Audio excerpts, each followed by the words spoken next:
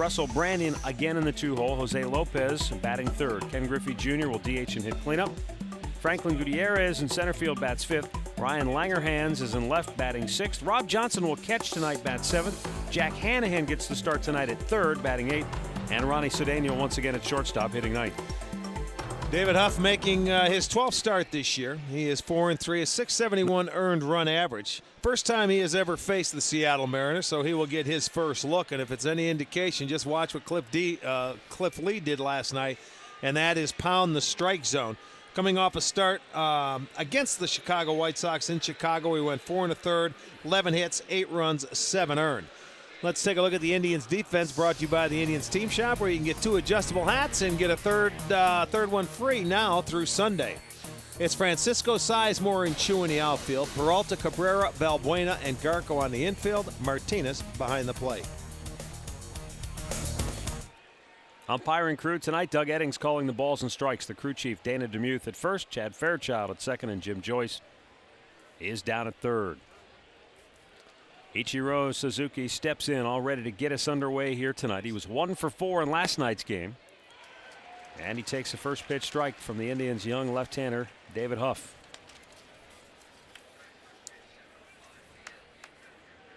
Ichiro has now hit in 12 straight games for the Mariners. Backs away from a ball inside. Second in the league in batting average. And he's on pace to have more than 230 hits. Well, last night Cliff Lee did a number. He had 4 at-bats. He had 12 pitches, 9 strikes, and 3 first pitch strikes to Ichiro. There you have it. He can just got a piece. That's the one thing with him as he runs out of the batter's box, Matt, with 39 infield hits. You know, if he doesn't hit it right at an infielder, he has that opportunity of beating it out. I mean, the next closest is Scott Posednik. He's already 2 or 3 steps down the line, it seems like, when he makes contact. The 1-2 pitch. Straighten him up. 2-2.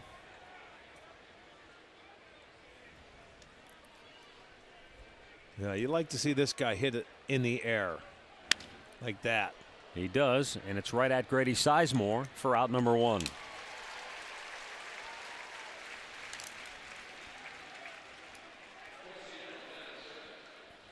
That'll bring up Russell Brandon. Brandon, who doubled in his first at bat last night, high off the wall in center field, just to the left of straightaway center. We commented that he was Cadillacing it into second base, thinking maybe he had hit a home run. His defense after the ball game was that he had a stiff back. Well, it looked like it. I mean, because he didn't change gears, so you knew something had to be wrong. He said the 3 days off during the All-Star break, he said, you know, the body starts to loosen up, goes into recovery mode, he said. And he said things were a little bit tight last night, but he said he hopes it's nothing serious. 2 quick strikes.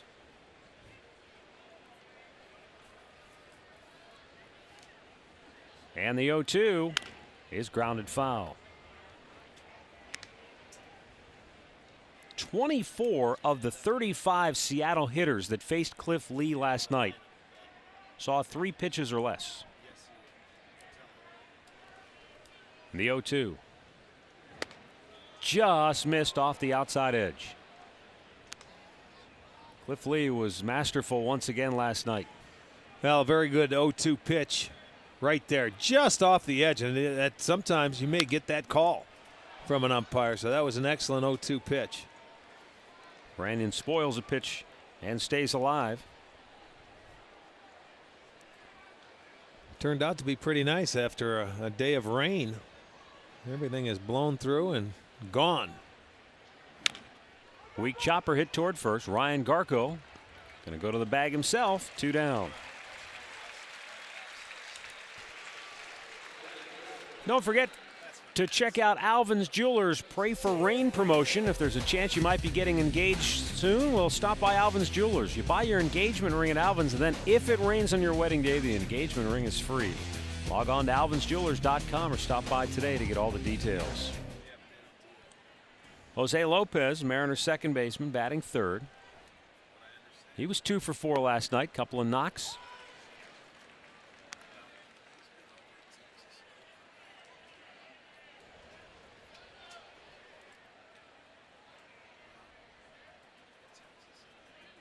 Huff with the 0-1.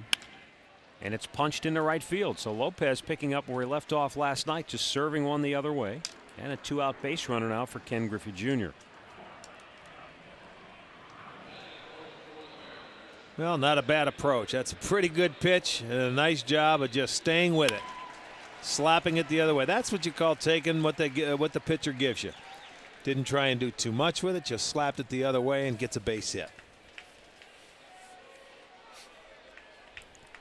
No active major league player has hit more home runs against the Cleveland Indians than Ken Griffey Jr. 37 career dingers have come at the expense of the Indians. You might be surprised, though, to hear who is second on that list. Let me think. It's been around a long time. Frank Thomas. Active. 1-0 pitch. Caught the outside corner. 37. All right, go ahead. Paul Konerko. 36 that career doesn't homers. surprise me. He's been beating us up for a while. But you think of Ken Griffey, and as long as he's been around, you don't think of Paul Konerko as being that. Well, when you look at the last, 10 years, Central Division, you're playing the White Sox more times than you're playing the Mariners. And then Griffey went over to the Cincinnati Reds for a while.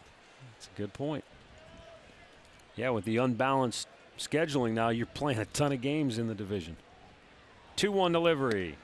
Strike call to even it up. Jermaine Dye's third on that list. So that doesn't surprise you once you hear Kansas City, Oakland, and that doesn't. Yeah, you're right. That makes sense. He's got 32 career dingers against Cleveland. Again, that's just among active players. Indians have the shift on for Ken Griffey Jr. The runner at first and 2 down. See Valbuena out in shallow right field, and Griffey hits it right to him. And from the outfield grass, Valbuena throws him out, and the inning is over. Mariners get a hit, leave him stranded. Now Grady Sizemore is Drupal Cabrera and company coming to the plate when we come back.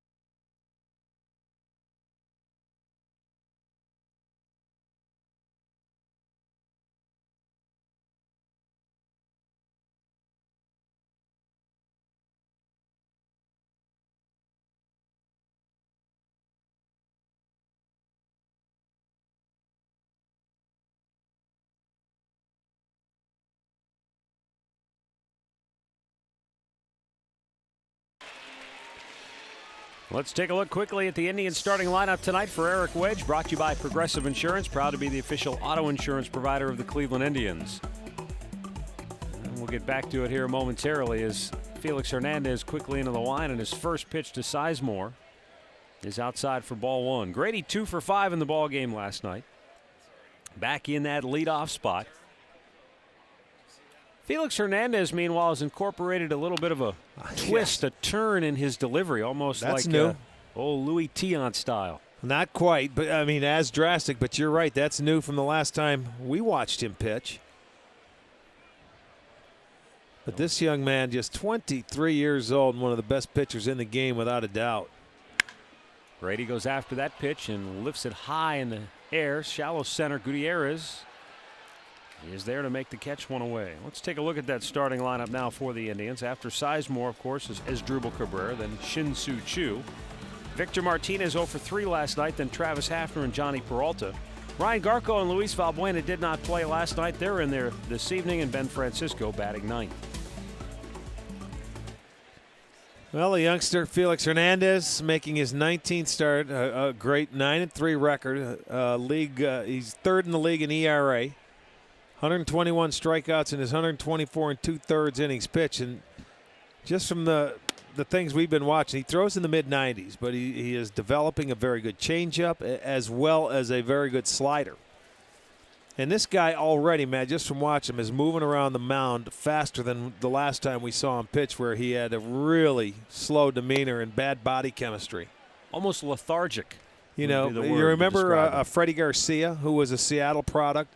He walked around because they're countrymen, and I think he, emulated Freddie Garcia, that was real slow and, just deliberate at everything he does. But this guy, if he had any kind of, up-tempo beat, he would be very intimidating as a young pitcher, as good as his arm is, and he looks different to me already. He's fallen behind Cabrera 3-0, and comes back with a strike. He's only walked 36 in 124 2/3 innings against 121 punchouts. Bouncer to second base. Lopez will throw him out 2 away. Let's check out that Mariners defense, which is rated last in the league. They made 4 errors last night. They have 82 on the year. Langerhans in left, Gutierrez in center. Ichiro is in right. Hanahan is at third, Cedeno at short, Lopez at second, Branyan at first, and Johnson gets the start tonight behind the plate. Their catchers do a terrific job at throwing base runners out. We saw that from Jojima last night.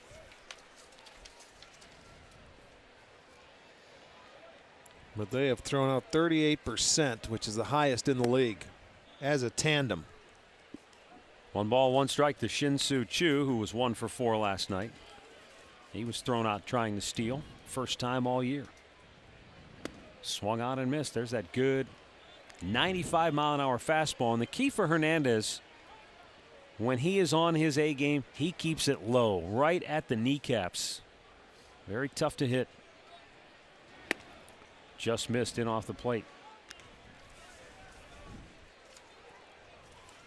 Well, he's been very good on the road this year. 5-1 on an ERA under 2. For whatever reason, because their ballpark is very good to pitch in. It's one of the bigger ballparks. It's much more of a pitcher-friendly park.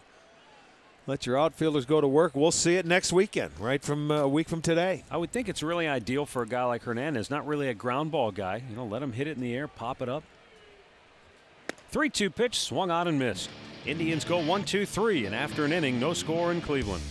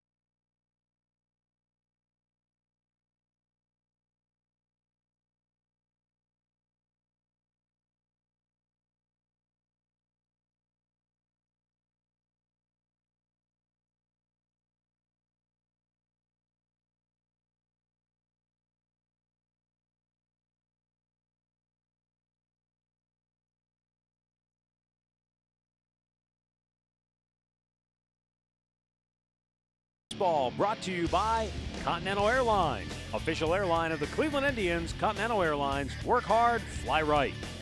By McCafe Coffees at McDonald's, all made to order with fresh ground espresso beans. And by All Care Dental and Dentures, we make seeing the dentist easy. Second inning at Progressive Field, no score. David Huff will face Franklin Gutierrez, Ryan Langerhans, and Rob Johnson. Gutierrez 1 for 4 with a double last night. Takes the first pitch strike.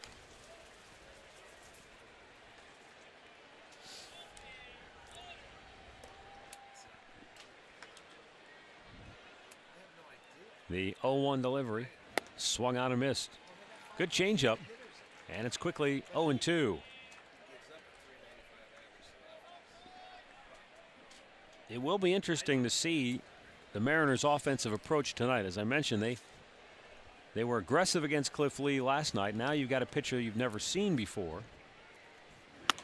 Missed up high, 1-2. He's been ahead in the count, and that's what you want to see David Huff do. You know, because these guys, they don't walk a whole lot. They like to swing the bats. And for David Huff, never facing them before, he's had an advantage, at least for that first time through.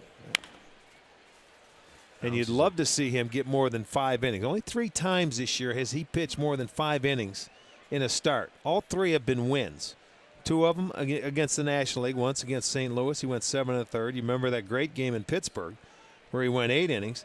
And then against Oakland, July 3rd. Other than that, it's been a 5-inning deal. 1-2 pitch, hit in the air, center field, way back. Sizemore running out of real estate, and it's gone.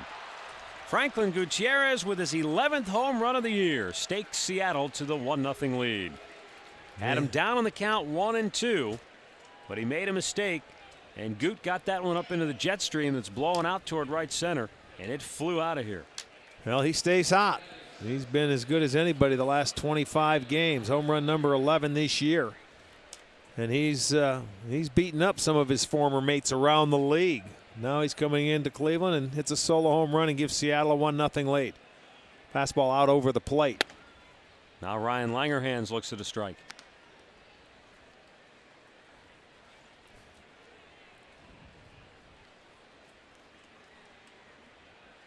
Huff with the 0-1. That's hit pretty hard. Left field. Back is Francisco. He'll play it off the fence, hit near the base of the wall. And into second with a double is Langerhans. So back-to-back extra base knocks. A homer and then the double.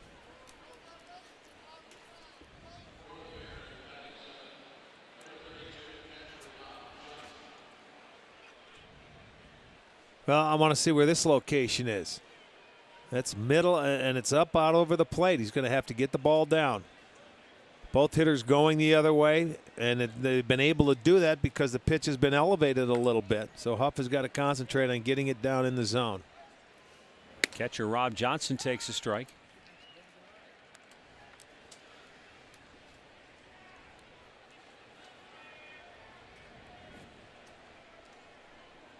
Mariners have already done something tonight they couldn't do last night. Yeah. And that's get 2 hits in the same inning.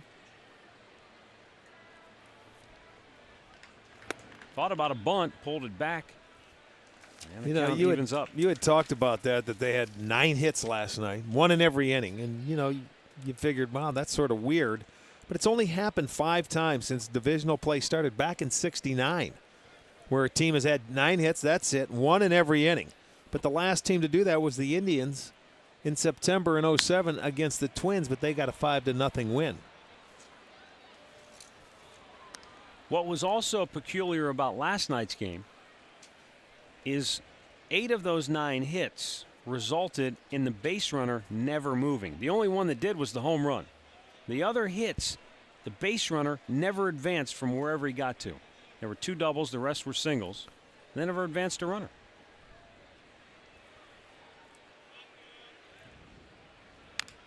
Little tapper, it stays in the box, foul.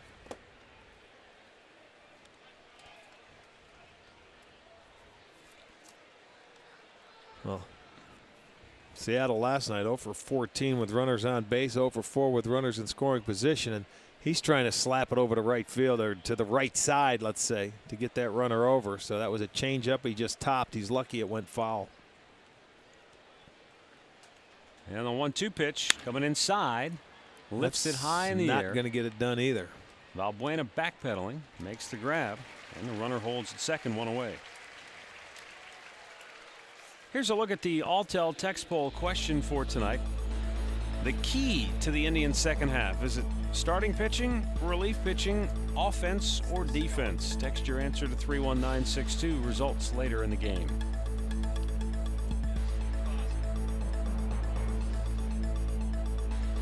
Jack Hanahan steps in. Left-handed hitter playing third base.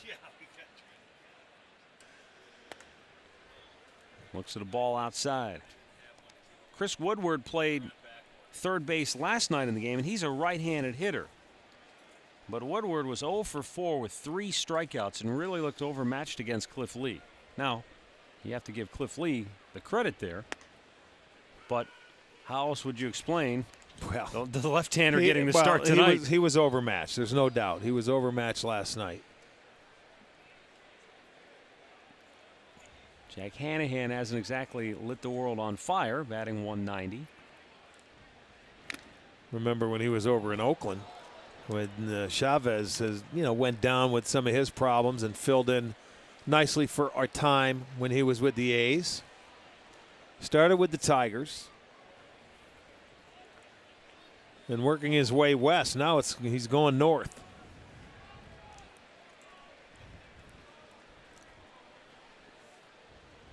Huff with a 1-2 pitch.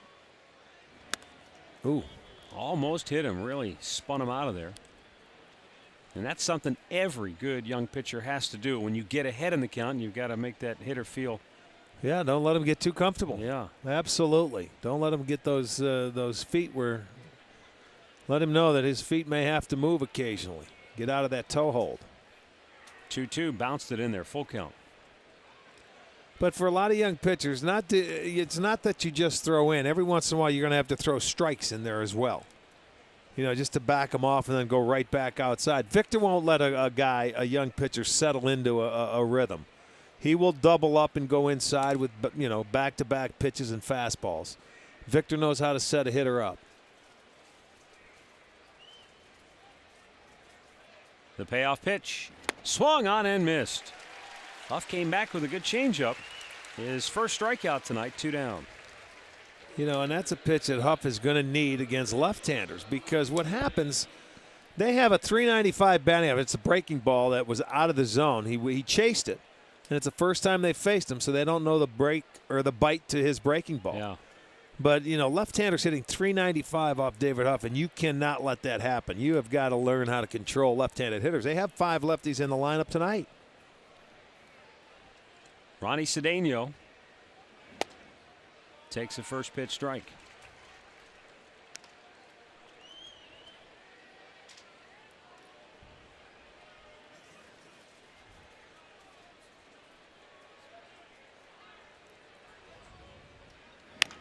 Right back to the mound. Huff will flip it to first, and the inning is over.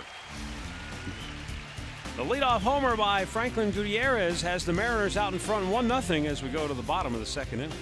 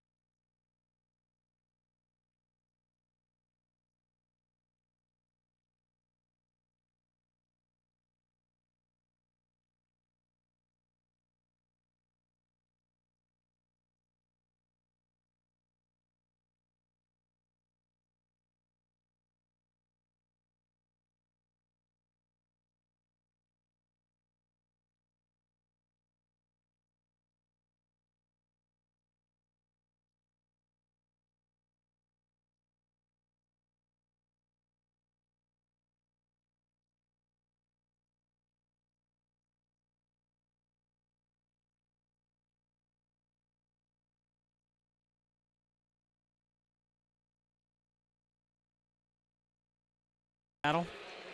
Victor Martinez, Travis Hafner, and Johnny Peralta for the Tribe.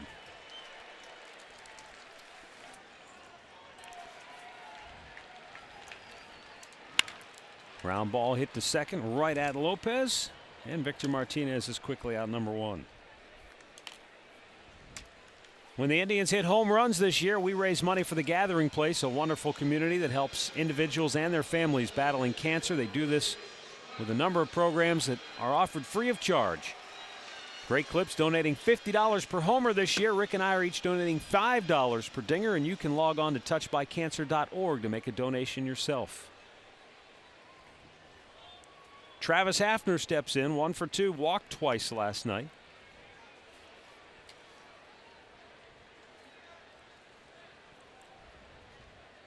Rick mentioned that Felix Hernandez is just 23 years old.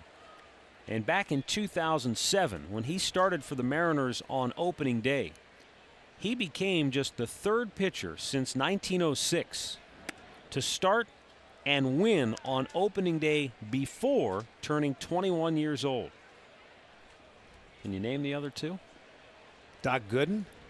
It's a good guess, but no. Before turning 21? Yeah, I love this. This is a good one. I like this one. Saberhagen? No, but you're. I think you're in the right neighborhood, era-wise. The last guy to do it was 1981. Before for Hernandez, as Travis Hafner singles. 1981. That was before those two guys. Let me. Now you see, you're driving me nuts. I can't think. I got to do the game. Fernando Mania. Oh, yes. Fernando Valenzuela in Right. 1981, and the last guy before him was a young Iowa farmhand, Bob Feller. by the name of Bob Feller in 1939. No kidding. So that's pretty. Before 21? That's pretty select company. You mean before 20? No, Feller did it at what, 16? Well, yeah, he was less than 21. Right. Bob Feller, Fernando Valenzuela, and Felix Hernandez. Well, Mike Hargrove was the manager for this guy. I remember him coming in saying this guy is going to be a good one. He is going to be something special. Yeah, don't you remember that was the year we had the snow game here?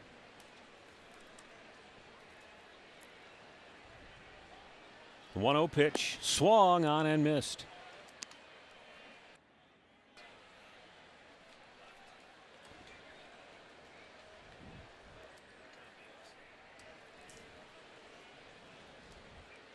One ball, one strike. Johnny Peralta, 2 for 4 in last night's game. Bloops one. Backpedaling is Lopez, and he makes the grab. 2 away.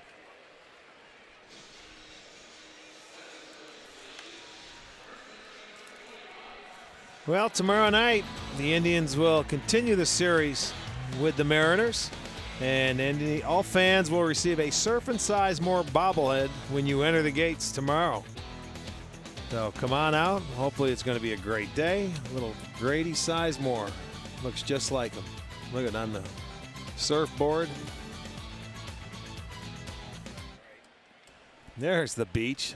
Does look like beach over there, doesn't it? Well, the ocean's not far away. It's just down the street, according to Oil Can Boyd. Oh, I can still see Bobby Bonds hitting fungos into the outfield. Before they What, called on the that fog? game. Yeah, the fog game. 1-0 pitch. Broke his bat. And again, Lopez Not carrying to second tonight. will make the grab. Indians get their first hit, but can't take advantage. Through 2, 1-0 Seattle.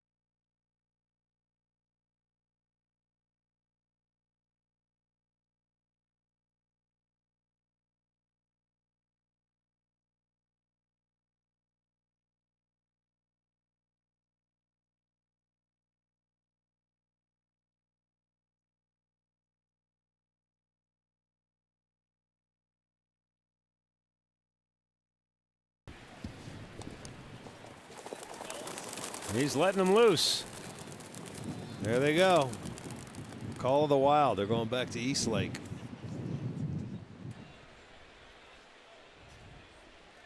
One zip Seattle going to the third inning.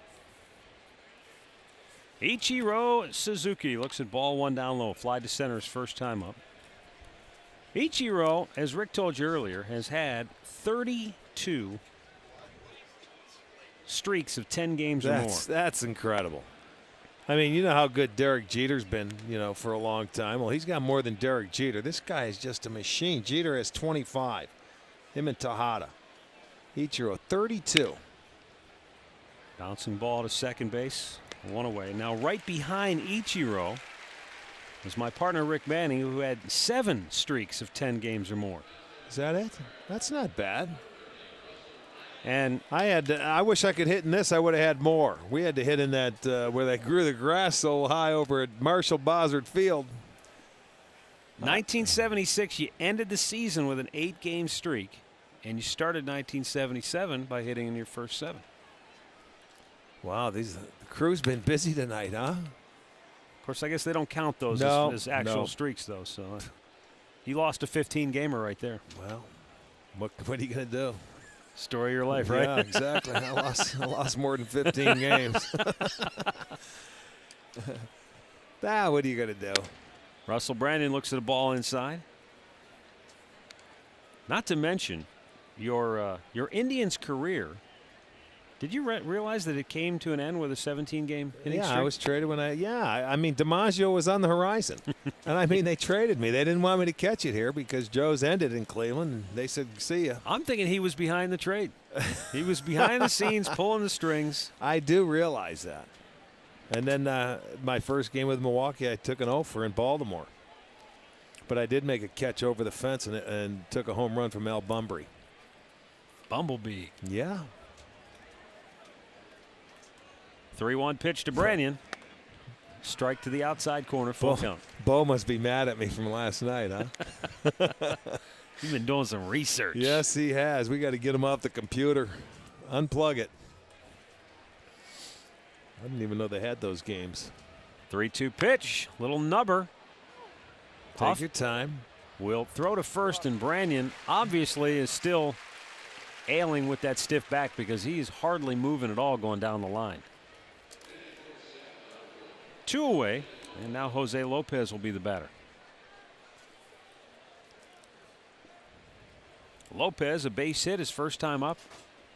Went the other way, just punched it into right field.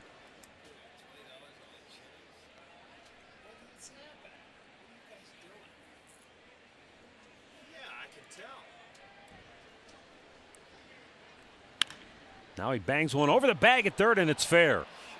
And a fan reached out and grabbed it, so he'll go to second base.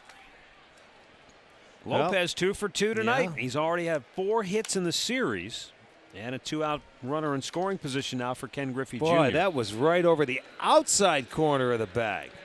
Jim Joyce said it was a fair ball. That was his second straight 2-out hit in this game. And that would have been a double whether that young man touched it down there or not. But, boy, that was, I mean, you talk about shaving the corner of the bag. Yeah. Here is Junior. Indians with that shift on. He hit right into the teeth of it his first time up. Takes a strike on the outside corner.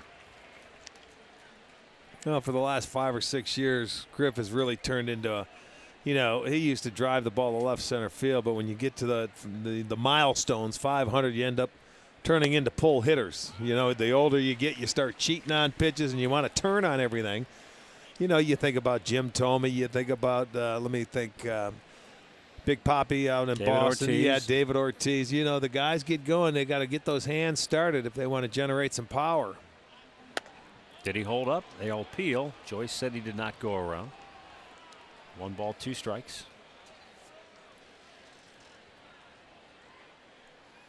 He had a check swing last night that they rang him up on. He didn't swing there, but they threw one by him upstairs. Cliff did. So Seattle in the series now with runners on. They're 0 for 18 and 0 for 7 with runners in scoring position, and didn't get them to bite after that one.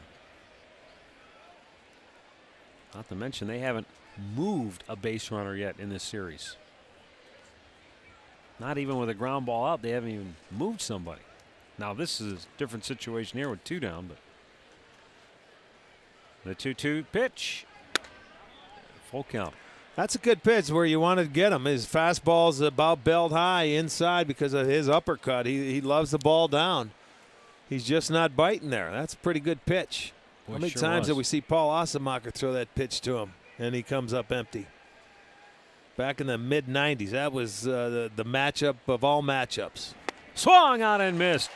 Huff gets his second strikeout, and the Mariners strand another runner in scoring position.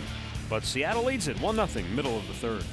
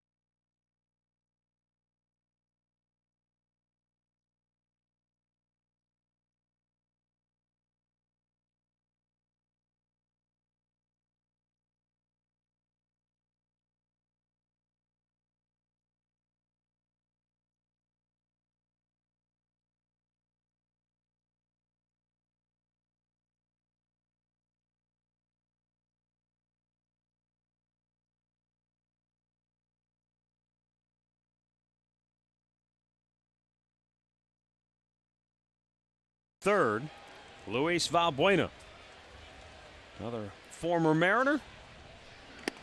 Yeah, I know. It's the former Mariners against the former Indians.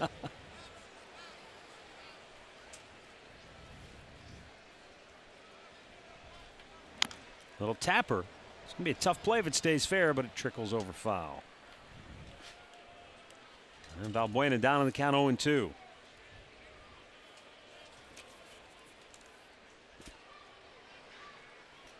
Hernandez this year has not allowed a home run first time through to any batter. First plate appearance. Covering 166 plate appearances. So he's only given up 8 for the whole season. You know, when you figure 106 hits and 124 innings coming into tonight, boy, you better hope you get a couple on and someone can get into one. But he's only given up 8 home runs this year. And he's pitched very well on the road. I told you he's 5-1.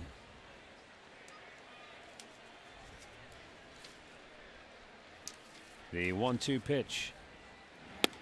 Ran it in off the plate. If there was one knock on Hernandez early in his career, scouts said that he needs to throw inside more and put hitters away earlier in counts. You know, this is all thing that he'll learn. You know what I'm saying? From, right. You know, time, experience, and going through it. That's when you become dominant. When you go out there after you get the feel for it. I mean, it's at that age. Payoff pitch. Think about how many kids have to go down to the minor leagues and how long it takes them to learn it. This kid has had to learn at the big league level where all the pressure's on. You know, in 07 he gave up a lot of 0-2 hits, and that's a clear example of a guy who just hasn't quite figured out the strikeout well, pitch. They're telling you, the pitching coach, get ahead of the hitters. Go right. 0-2, and then you want to put them away early, and you make too good of a pitch. Strikes out Valbuena, his second punch out tonight, 1 down. Let's send you back to the STO studios for the first time tonight with our Ford Sports Update. And here's Al Pulaski. Guys, let's go to the Bronx. Detroit, the Yankees, 1-0 Detroit here in the bottom of the first. Hideki Matsui base hit. Now watch this textbook slide by Johnny Damon. Coming up at home, yeah. Well, he was safe with a 2-knee slide. Anyway, it's tied at 1. Top of the second now in New York. Back to you. Well, that wasn't a slide. His feet got caught in cement. I think it was a crash landing. Yes, it was. Ben Francisco foul tips it. That was not a slide, Al. 1-1 the count. That was a chop block. And when you're Johnny Damon's age, you don't want to have a slide like that. I guarantee his knees are hurt right now. I'll feel that one for a while. Here's the 1-1 to Francisco.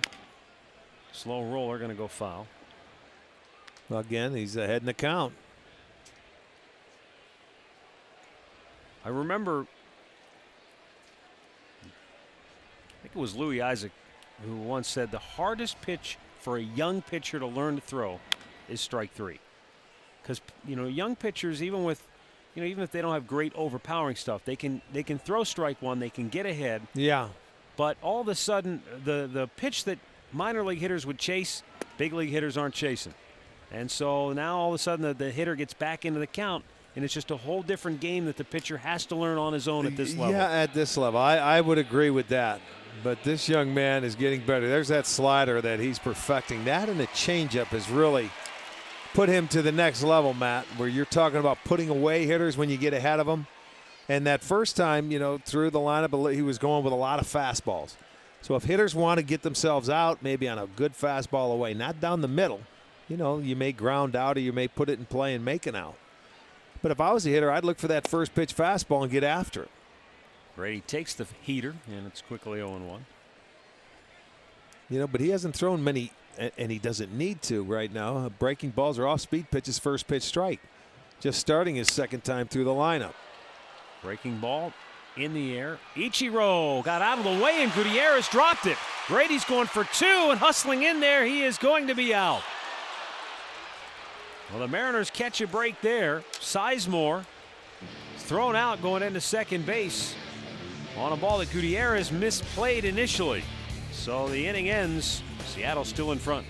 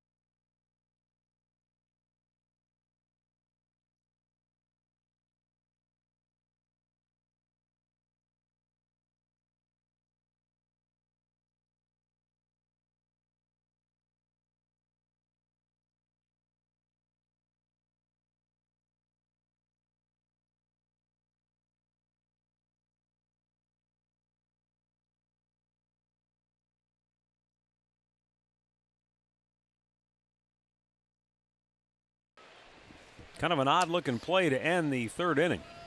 It still ended, and it went as an error, and then Gutierrez ends up getting an assist. But it was an error. It was actually, you know, he's the man in the outfield. He's a good center fielder, so Ichiro should not be able to decoy him like that. If he can catch it, go after it and stay aggressive. You think it distracted him a little bit? I think it did. Maybe at the last minute he took his eye off it, but he knows better than that. Rolls it over He's into the He's a tremendous Indians' center fielder. You just take charge, man. He'll get out of your way. You know, watch. Lazy fly ball. Here they come, and Goot's got it. Now Ichiro's peels off, And you see, I think he decoyed him. Ichiro peeled off knowing it was going to be his ball anyway. He just maybe let that distract him a little bit. But with Grady hustling, he was able to throw it in and get out of the inning, so no harm. And the problem for Sizemore is he wound up in no man's land where he was almost halfway. Well, you hustle anyway. You got to keep going. That's how Grady plays. I mean, he runs everything out. Most guys wouldn't even have been to first base. He was around first base and halfway to second.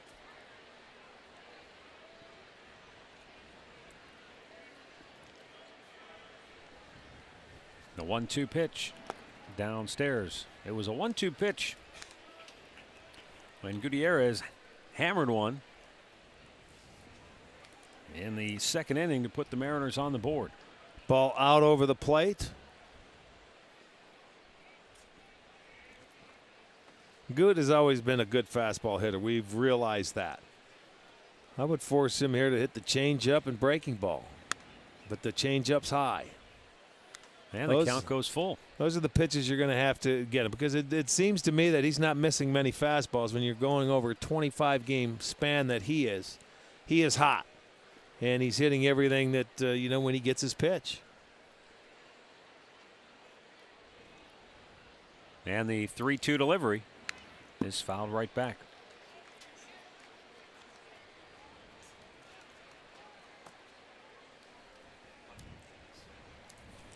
Good, who is enjoying his role now with the Mariners, but thoroughly enjoyed his time in the Indians organization. He grew up in the Tribe system to a certain degree after coming over from the Dodgers.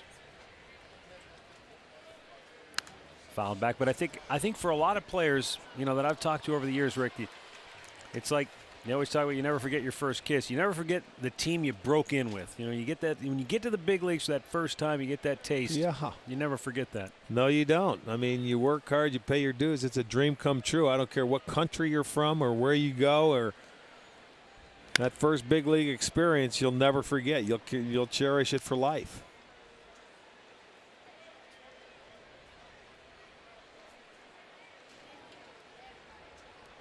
You may go on somewhere else and have more success, and you know, or go on and never play again, but you will never forget that first experience.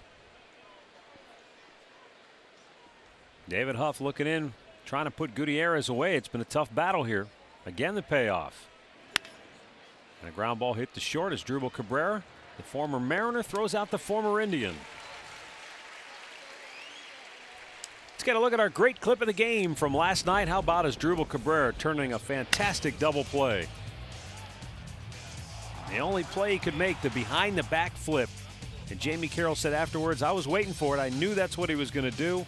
And they turned two. Relax. You're at Great Clips.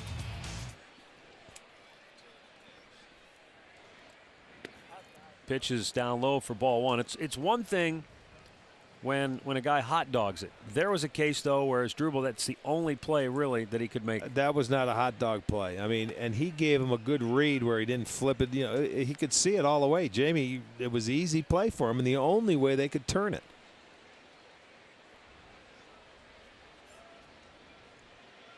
He was under control. Let's put it that way, and it was a great play. We saw the reaction of Cliff Lee last night. He got into the dugout. Oh, yeah. He looked up on the scoreboard to get a replay of his own. You know, because when you're between the lines and a player, you don't get to see it unless you go into the clubhouse, or you'll see it later on TV. But he got a look on the scoreboard, and his smile was as big as anybody's. Swung on and missed. Plus, I think Cliff, who turned around after the ball bounced over his head, he probably saw it, but he wasn't sure if he saw what he really saw. I have to go look at that on the board. Did he do what I think he did? The 1-2. Grounded foul. What? Well, I don't know how many times we say it. When you have a pitcher like Lee, Pavano, Huff you know, he's too young to get into it yet, but when you got guys that pound the strike zone, like Pavano's last time, 25 out of 28, Cliff last night, and, you know, another win against Seattle. The defense can't wait. They know that anything hit their way, they're ready to go on every pitch.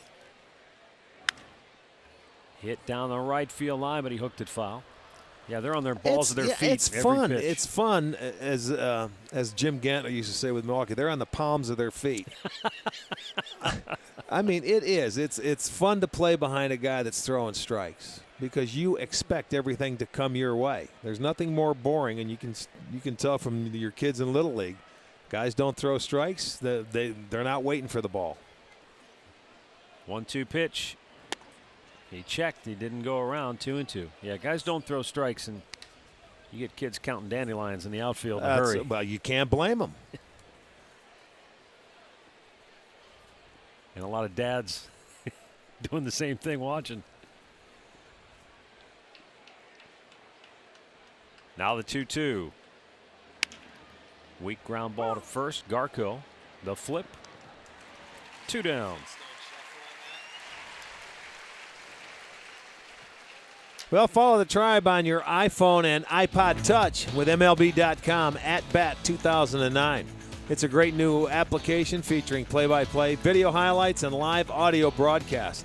Visit Indians.com on your iPhone or iPod Touch to purchase this app today.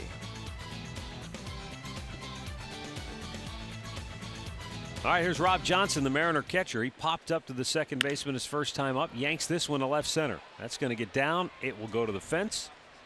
Johnson's going to stroll into second base with a 2-out double.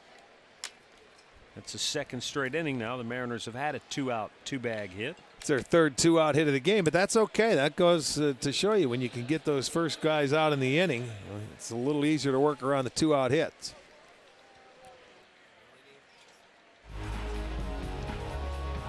Our Subway fresh face of the game last night in a 13-11 loss to Bowie. Jared Godert.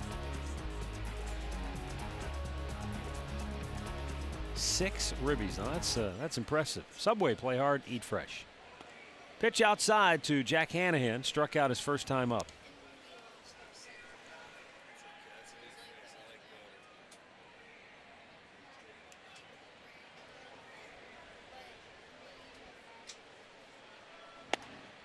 Just missed outside. 2 balls and no strikes.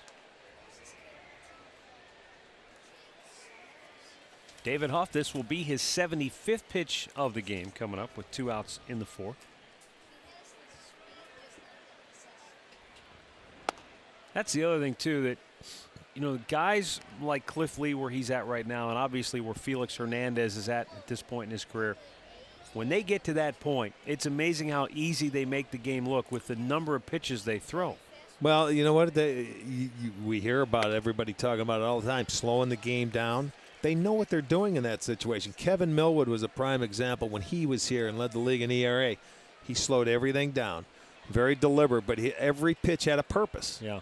And that's the key. I mean, it's got to have a purpose. You can't go out there and speed it up and throw faster and just never give in. You got to back off a lot of pitches. Hanahan draws a 2-out walk, and they didn't, or those guys, when they get to that point in their career where they've got such great command, they don't waste many pitches. And I guess that's the point I was trying to make with Cliff Lee, talking about last night, 67 pitches to get through the last 6 innings of the game. Granted, it helps when you're matched up against a team that's more aggressive and they're going to swing earlier in the count. Yeah, that's Seattle's first walk in the series and 240th on the year, so they are, you know, second to last in the league with walks. Cliff's gone over 120 twice, but averaging just a shade over 100 a ball game. Well, I was happy to see him complete that game and finish his win off on his own. Second one of the year, Because 9th of his how many career. times has he gone out there, gone 7 or 8 innings and nothing to show for it, or had a chance, or they didn't score? So do something, do it your own way. Pitch number 80 for Huff right here, and it's in the hole.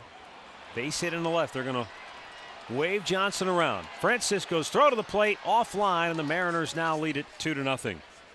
So after 2 outs and the base is empty, 3 straight reach for Seattle here in the 4th inning. And that's the first time in the series they have advanced a runner who reached base. Yes, it is. It certainly is. And it results in a run. Well, the upsetting thing is he walked the left-hander to get to the right-hander, and that's down in the bottom part of the lineup. So once he gets that one through with 2 outs, you're going to send him. Francisco's throw is offline, and he scores easily. It's a 2-0 ball game now for the Mariners. Cedeno drives in his 15th. And now the problem is you've got to deal with Ichiro Suzuki with 2 men on base. Yeah, that walk didn't help. And he's 0 for 2 today, which makes him even more dangerous. 1 for 6 so far in the series. Huff, boy, he didn't miss by much, but it's ball 1.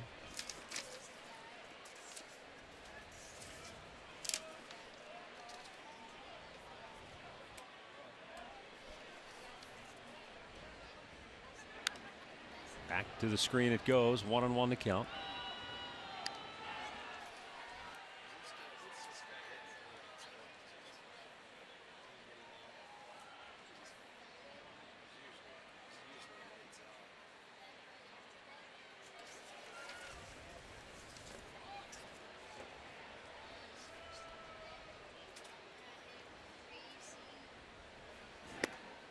And again, it's just in off the inside corner. 2-1.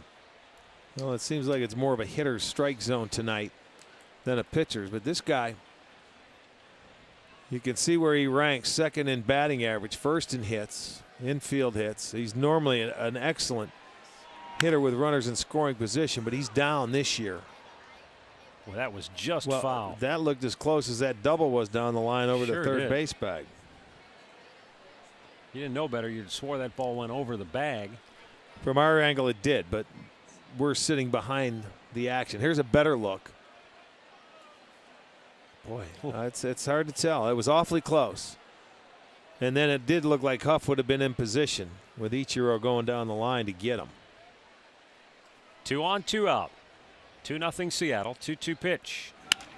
And a line drive base hit into center field. That's going to bring home another run. Hanahan scores. On his way to third. And sliding in safely is Cedeno. Ichiro Suzuki delivers his first hit of the night. Third hit in the inning for Seattle, and they now lead it 3-0.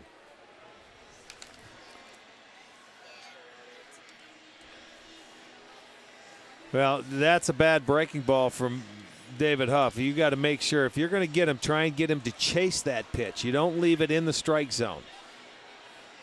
You know, you slow it down, you better get it off the plate. He may chase, he may not. But that's very hittable, and the way he keeps his hands bat, Mac, that's just like batting practice for him. 4 straight 2-out base runners now.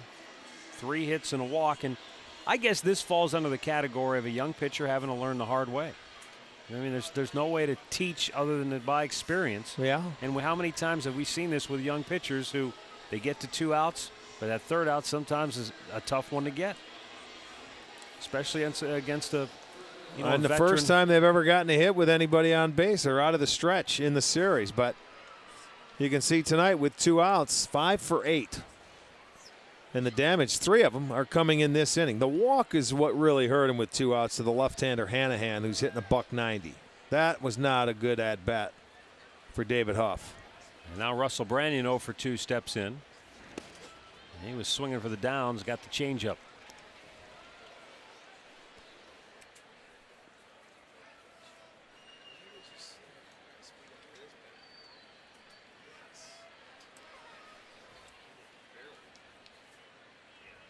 The 0-1 hit high in the air, deep down the left side, slicing and into the seats.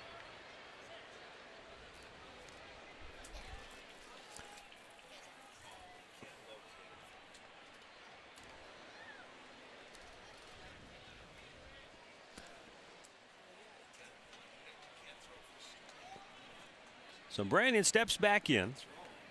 He's grounded to first and tapped one back to the mound so far tonight. Tried to shoot one at the knees on the outside corner and missed.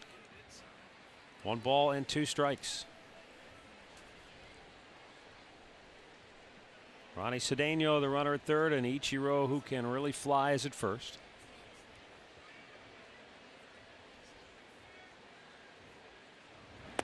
Way outside with that pitch. And the count evens at 2-2. He's having a tough time finishing hitters off in this inning. And if you're Huff, you better be careful and don't throw to first base because Cedeno is coming down the line. Peralta way off the bag with Branyan hitting. Do not throw to first base. In the dirt, and now the count has gone full. And he has suddenly reached 90 pitches in the ballgame.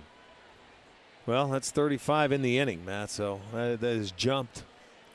Seemed like a minute ago I said he was at 75, and suddenly he's at 90. 2 outs and nobody on.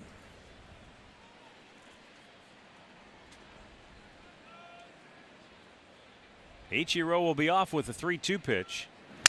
Broke his bat, gets up the middle. Cabrera steps on the bag, and the inning is over. But the Mariners get 2 more, and we'll go to the bottom of the 4th now. Seattle 3, Cleveland nothing.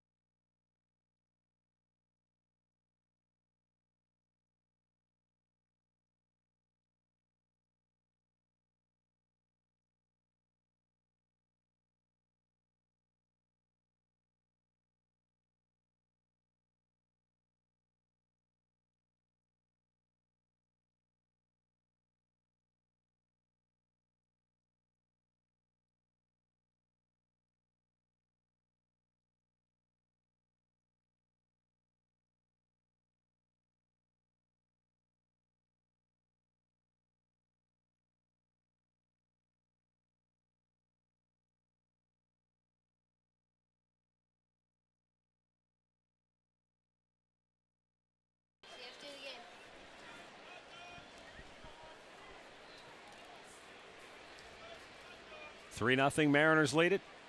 Bottom of the 4th inning. As Drupal Cabrera leading it off. And looks at a ball down low. 39 pitches now for Felix Hernandez. 23 for strikes.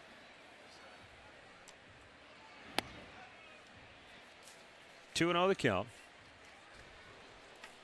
You remember Cabrera, his first time up, the count was 3-0 before Hernandez threw him a strike, and then he eventually grounded out. And again, he's gone 3-0 to Cabrera. For whatever reason. The 3-0 pitch. Same result. He gets a strike. Last time up, this was the pitch Cabrera grounded out to second base on. This time he takes it, and the count goes full.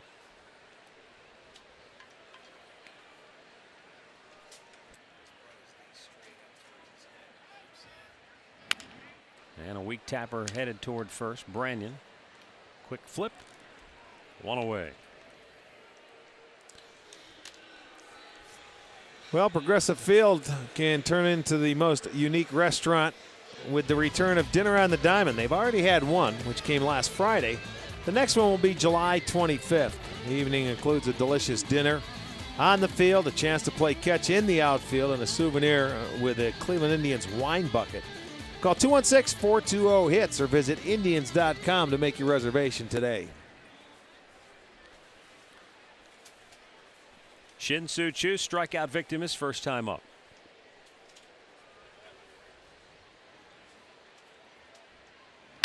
Ground ball up the middle, and it's through. Choo has the second hit of the night for the Tribe.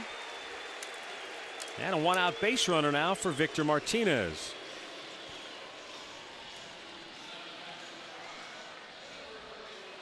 Well, and you get the top spin. That ball had a little spin. Cedeno going to his left. Thought he might have had a chance, but he didn't even dive for it. Look how that ball seems to pick up speed, gets into the outfield. Just the second hit. Hafner had a 2-out single. Choo, another single. Your scoreboard update brought to you by Wendy's. It's way better than fast food. It's Wendy's. Victor Martinez went after the first pitch, his first time up, and grounded out to second.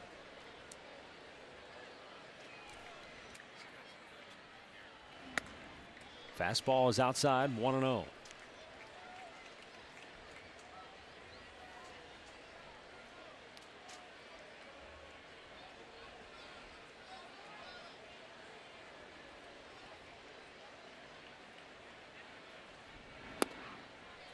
Two balls, no strikes. So far this year, Hernandez has hit 5 batters with a pitch. Last year he hit 8. In 07 he only hit 3. In 06 he hit 6. Now, for comparison's sake, knowing that he's a hard thrower and can be intimidating, Nolan Ryan and Roger Clemens average now, and they both pitched for a long time, about 7 a year. So he's right about where those guys were. The thing of it is, too, when you hit somebody, sometimes one will get away from you. Other times you just got to get guys out of their toe hold, and you happen to hit them. I mean, you cannot let a hitter, especially when you're a power pitcher like this, feel very comfortable in the box. You know, when their feet is, you know, they're still moving around, that's a good sign. Nolan Ryan would buzz you when you were a rookie. Just, you know, when he was 0-2 or he got ahead of you, he was going to put one under your chin because he wanted people to think he didn't have very good control, and the guy had as good as control as anybody. Clemens would drill you just to drill you when you had good swings at him. There goes the runner, and Victor bounces it to the shortstop. Chu is safe at second base, but Martinez erased, and so 2 down. Well, I think Eric Wedge did a little hit and run action with Victor because he's been struggling, and Victor guessed right with the shortstop cover and just couldn't hit it in the hole. Don't forget the Indians Charity Golf Classic is coming up Monday, August 3rd at Quail Hollow Resort and Country Club. Call 216-420-HITS. Log on to Indians.com/golf to make your reservation. 2 down for Travis Hafner with a runner at second base. Pronk singled his first time up, and a base hit here would more than likely get the Indians on the board. Well, with 2 outs, the way Chu runs the bases, I would say yes, unless it's a one-hop seed to either Gutierrez or Ichiro. Yeah, with Suzuki in right field, you just have to leave that little bit of it, maybe, possibly, you know. Because well, as you depending said, on how hard it's hit. You know, hard line drive hit right at him, he's going to have a shot at you.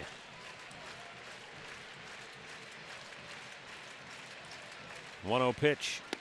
Although one would assume in a game like this, he's going to try to keep that runner at first, not let him go to second. If he throws home, he's going to hit his cutoff man. That's what you do. And he may not even throw home if it's not a hard one-hopper. But with Hafner at the plate, there's always a chance of that. 1-1 pitch. And he wanted that one back. Looked like Hafner turned away as though that was a pitch he could have done some damage with. It just missed on it.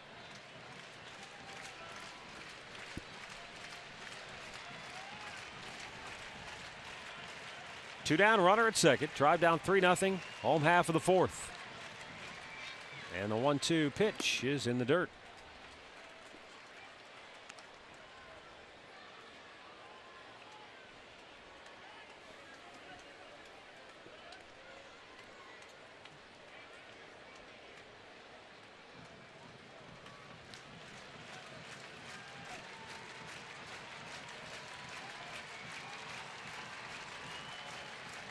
The 2-2 struck him out looking, and the inning is over. 4th strikeout for Hernandez, and it remains 3-0 Seattle.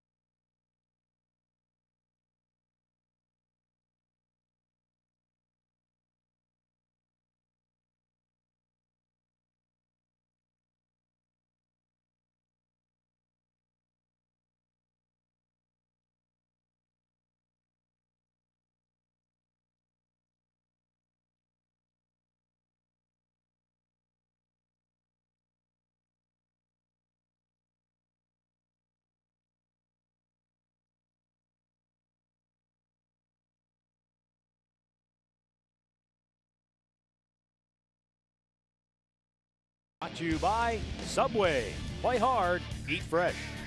And by Alltel Wireless. Choose who you call for free with My Circle. Any number, any network.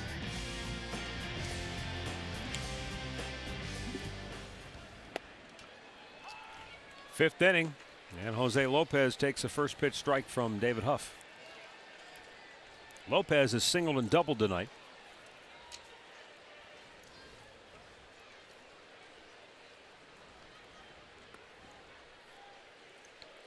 One ball, one strike.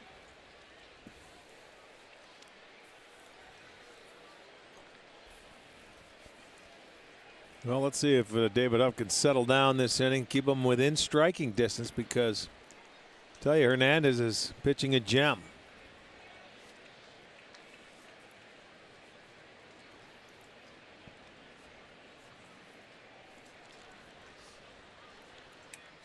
Two one delivery. Big chopper to short.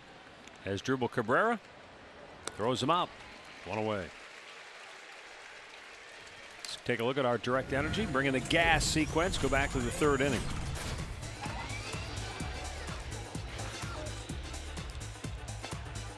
Well, you see, he gets ahead of him early in the count, and then he's going to try and get him to swing or throw everything away. Backs him off, and then he finally gets him on the full count.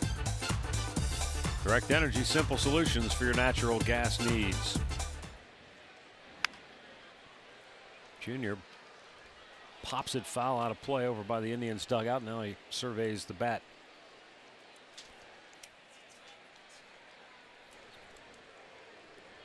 Oh for 6 in the series.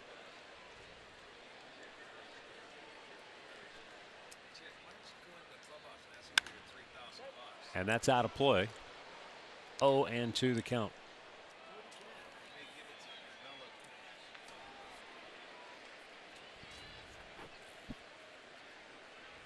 See Jose Veras loosening. Ken Griffey Jr. this year is batting .250 against the Southpaws.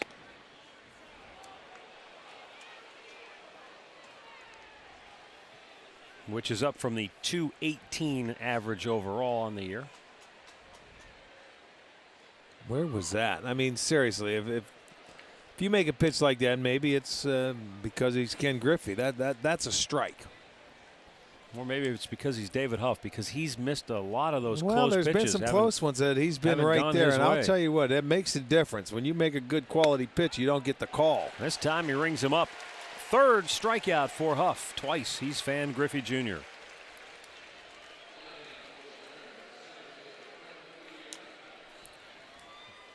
Comes back, and there it is. There you go. You get the call. Breaking ball.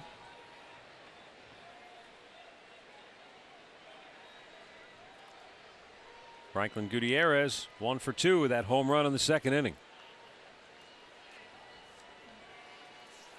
Well, let's see if he can have a 1-2-3 inning and not let anybody reach with 2 outs.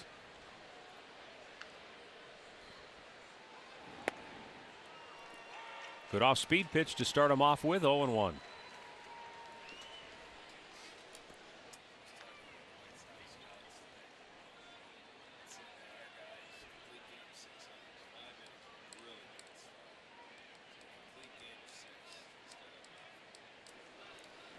Down in the dirt to even the count of 1-1. Huff's now over 100 pitches. So it looks like another 5-inning outing for the young left-hander here tonight. But he's got to get the third out, which has been difficult at times for him this evening.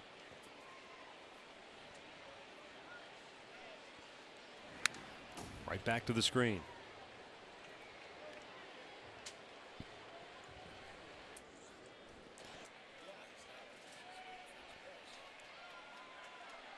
One ball and 2 strikes.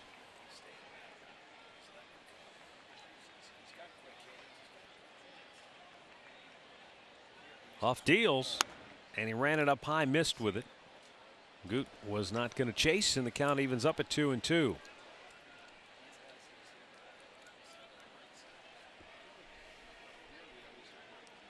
Gutierrez has now hit in 23 of his last 25 games. Fouled away.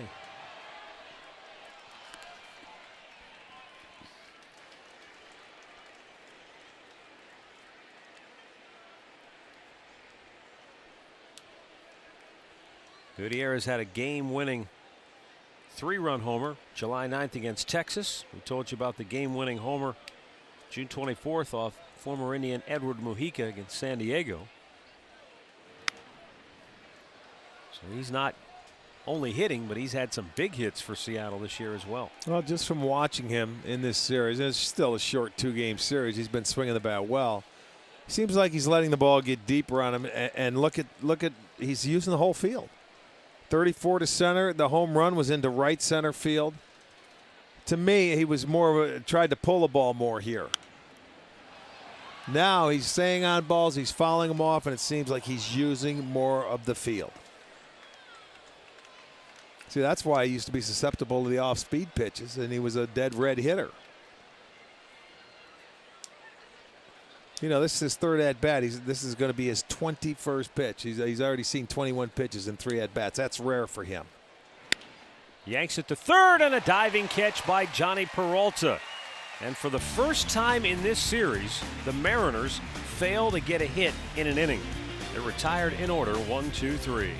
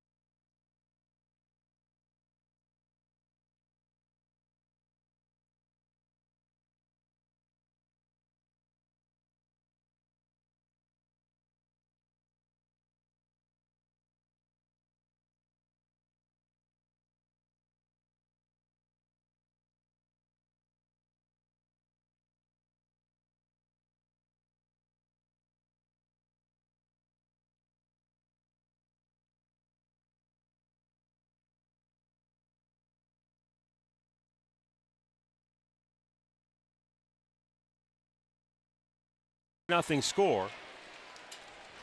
Johnny Peralta leads off for the Indians here, bottom of the 5th. Peralta hit a soft liner to second his first time up. Breaking ball in there for a strike. 1-1 to count.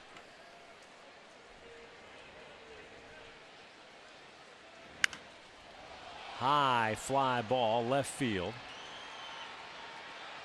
And Gutierrez calls him off. Center fielder makes the grab, 1 away. The All Care Dental and Dentures Smile and Easy Cam. Boy, we had lots of sunshine here prior to the game. Folks coming in for beach weekend here at Progressive Field. 17 locations across northeastern Ohio. All Care Dental and Dentures make seeing the dentist easy. Lots of cloud cover rolling in now. Ryan Garco looks at a fastball strike.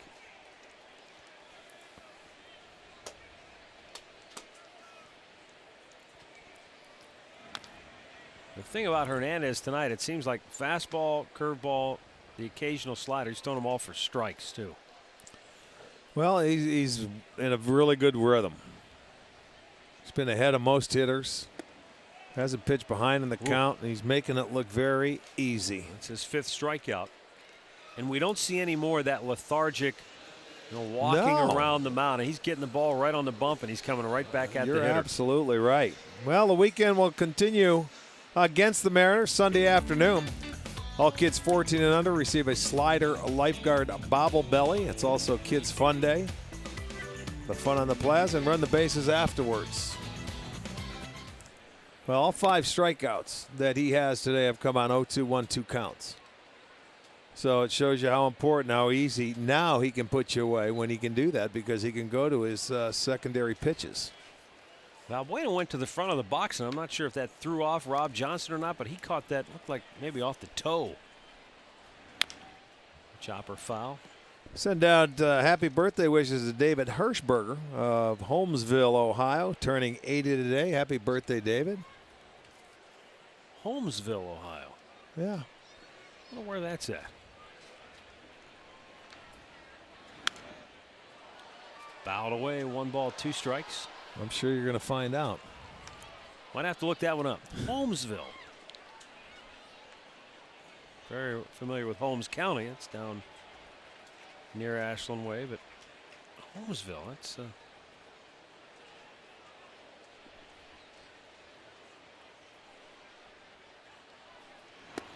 Murph says it's in Holmes County. Well, there you go. Well, you're not as familiar as you thought with it, huh? Yeah, I guess not. Struck him out looking, and Felix Hernandez is breezing tonight. He has struck out a half-dozen Indians, and through 5, it's 3-0 Seattle.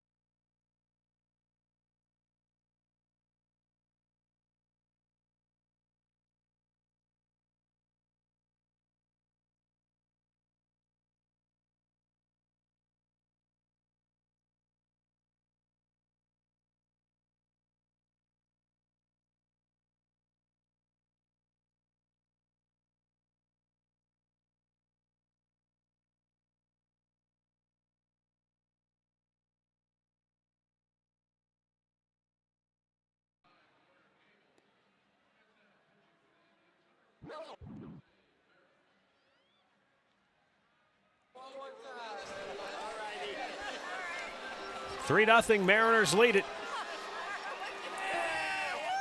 Is that Ricky Vaughn? No, it's Jose Veras coming in out of the Indians bullpen. Oh, okay.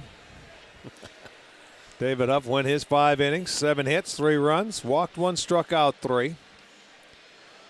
Try and hold it right here, because they're matched up against a tough customer tonight. They cannot afford to allow any more. Veras, 21 strikeouts in his 31 2/3 innings. Will face Langerhans, Johnson, and Hanahan.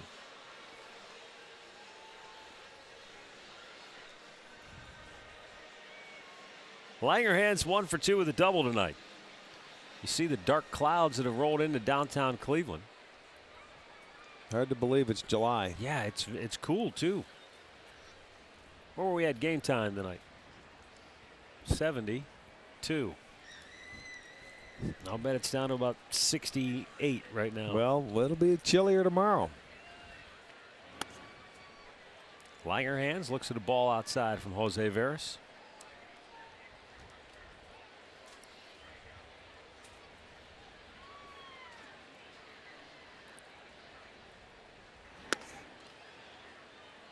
Two balls, no strikes. Man, we got to send out a hello to our good buddy Joe Krikora, who was a home clubhouse attendant, had surgery, still recuperating. Joe, we're thinking about you. I hear he's coming back, I think August 11th or 12th when we return home. So looking forward to seeing you, pal. Hope everything's going all right. Yes, indeed.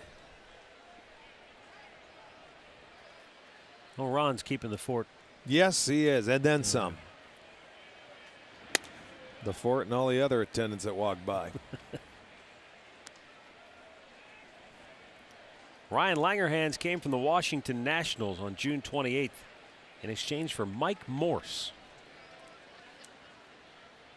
That was the big shortstop, wasn't it? Yeah, and I believe Morse was originally part of that Freddie Garcia trade package from the White Sox, see, along with Jeremy Reed. I think you're absolutely right.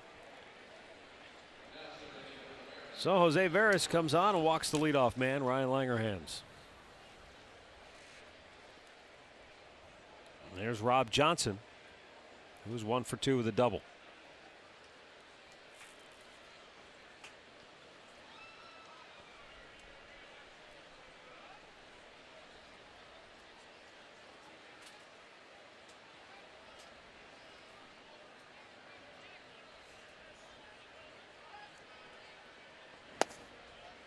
There's a fastball in there for a strike.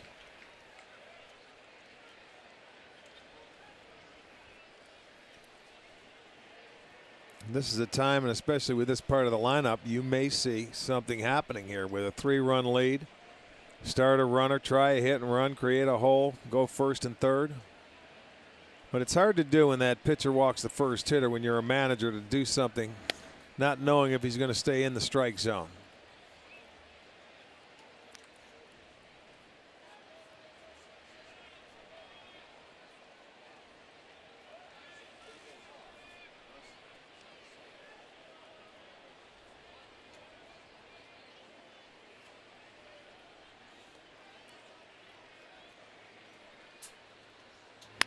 Ground ball hit the short. Cabrera. This what the doctor ordered. On to Garco. The Twin Killers 6-4-3. Once again, we'll send you back to the STO studios for a Ford Sports Update with Al. Hey, fellas, we'll head down to Arlington, Texas. The Rangers, the Twins, Josh Hamilton with the runner aboard here in the first inning. Down the right field line, it is fair. 2-run homer for Hamilton. Rangers take the lead 2-0. Second inning now in Texas. Jack Hanahan walked and scored his last time up.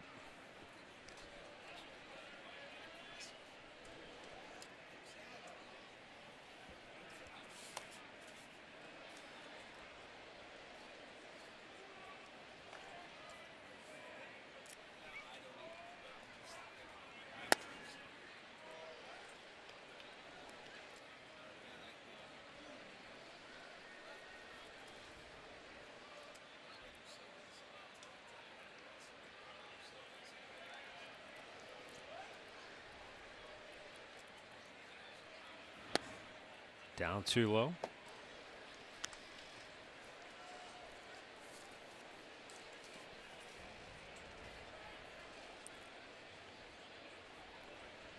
He just joined the Mariners a week ago in a trade from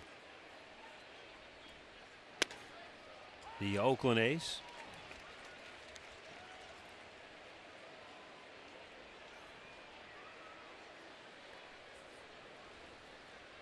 Eric Wedge saw starter David Huff go 5 innings tonight, but the Indians have not been able to get to Felix Hernandez. Second walk of the inning for Veras, and a 2-out base runner for Ronnie Cedeno. Well, visit a participating Northeast Ohio Subway location and pick up your coupon for half off Upper Box Indians tickets. They can be purchased at the redeemed at the Progressive Field box office or any Indians team shop. The next Subway half-off tickets game will be July 31st against the Tigers.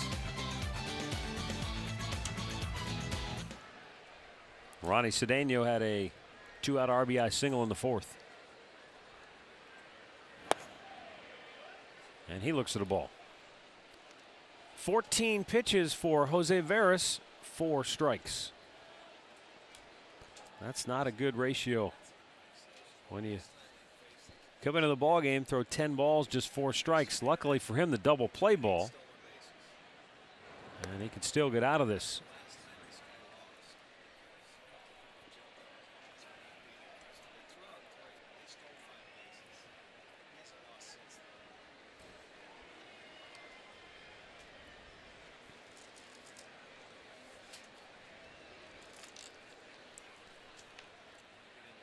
One-zero pitch. In for a strike.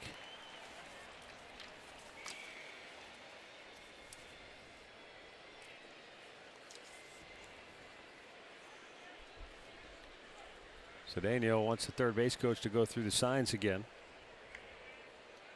That's Bruce Hines down at third for Don Wakamatsu's ball club. There's Bruce. 1-1 pitch. Runner goes. Swing and a miss. Throw to second base. Not in time. Hanahan gets his first stolen base. And a 2-out runner in scoring position now for Cedeno. Yeah, they're just going to send him. You see, here's the play I thought they were going to do before he swings at a ball. And Hanahan steals it easily.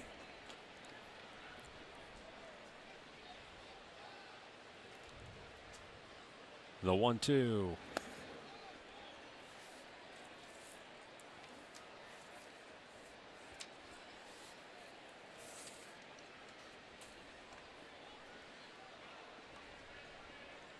See left-hander Tony Sipp loosening, which would indicate this is it for Veras right here if he can't get out of the inning. 2-2. Yanked to left, a base hit. That's going to bring home Hanahan. Francisco's throw. Cut off. No, not cut off. And then Hanahan hammers into Victor Martinez. And the Mariners now lead it 4-0. Stolen base pays off. The walk comes back to bite him. Cedeno, another 2-out base hit to drive in a run. It's a breaking ball. This is a better throw this time by Ben Francisco, but Victor's out in front and he's fair game. Hanahan coming around. You can see the throw. Victor's right in line. And as a base runner, you got to run into him. You got to knock him over. He's standing right in your line. You don't slide away, or Victor would have dropped the leg on him. You got to crush him, run right into him. He does that, touches home plate, and it's a 4-0 game.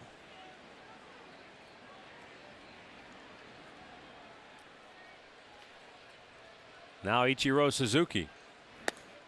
And Veras stays in.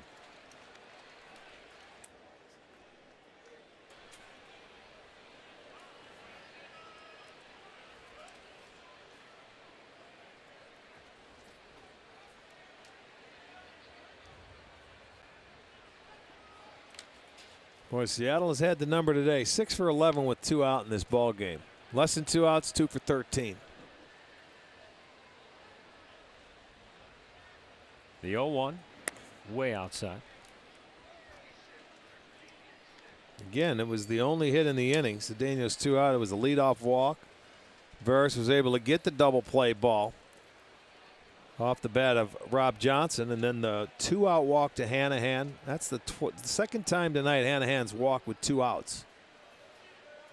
And he is hitting 8th.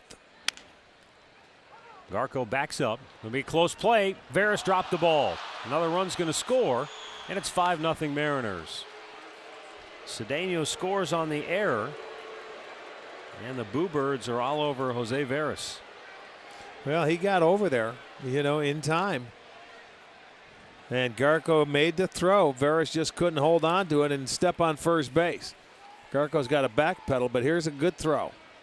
I don't know if he takes his eye off it to look at first base. And it's all a timing play over there. But when he drops it with 2 outs, Cedeno's running all the way. He scores easily. Night over for Jose Veras. Timeout here at Progressive Field. It's now Seattle 5, Cleveland 0.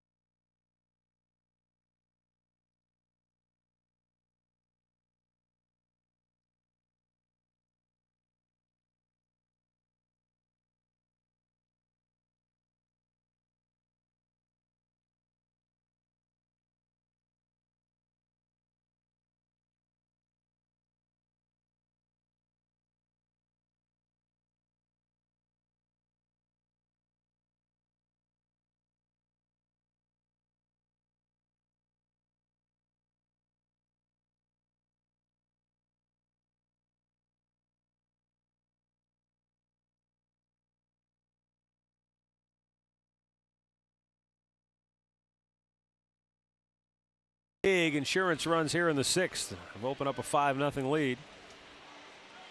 Jose Veras walking a pair, giving up a 2-out RBI hit, and then the error. Yeah, just gift wrapped a couple runs for him in this inning is what you do. I mean, you have to hold him to 3-0 right there if you want any chance to win this game the way Hernandez is pitching and the way this bullpen has been. So Tony Sipp coming on to face Branyan. 15 strikeouts in his 13 innings. 2 outs, and that's when all the damage has been done tonight for Seattle.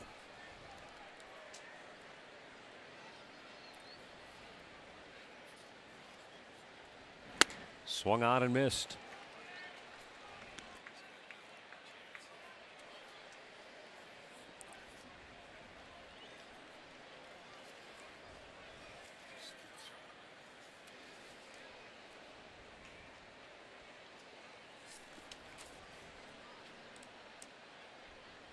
The 0-1 to Branyan, way outside.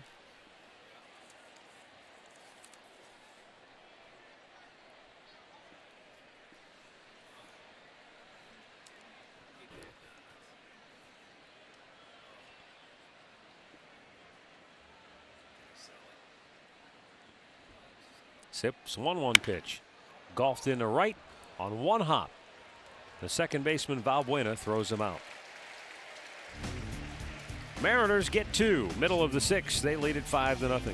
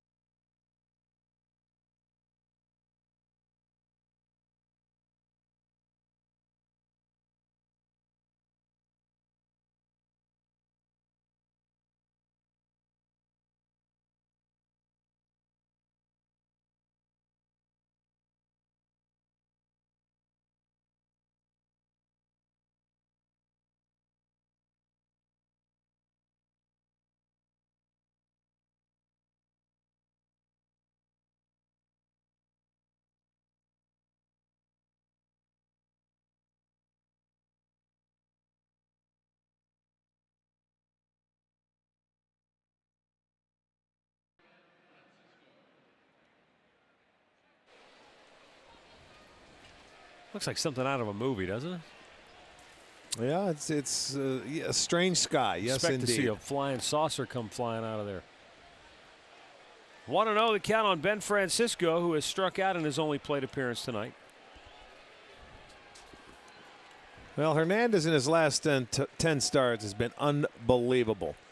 He's gone at least 7 innings in 8 of his last 9 starts. And you have to go back to a start with him against the Los Angeles Angels, where the last time he lost, it was a 6-5 loss. He went 5 2/3 innings. He gave up 11 hits and 6 runs.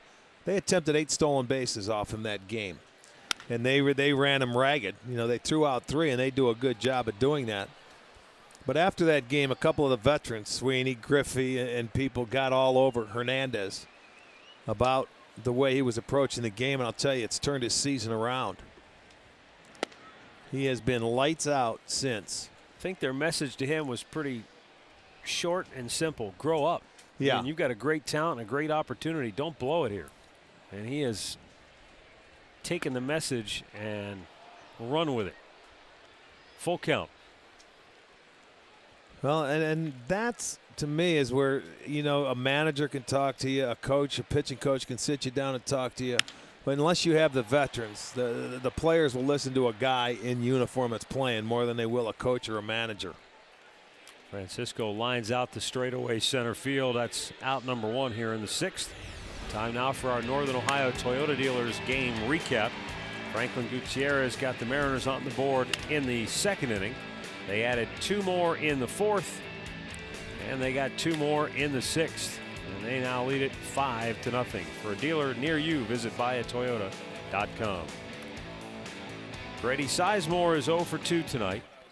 Reached on an error by Gutierrez in the 3rd inning, but was thrown out while trying to stretch that going into second base.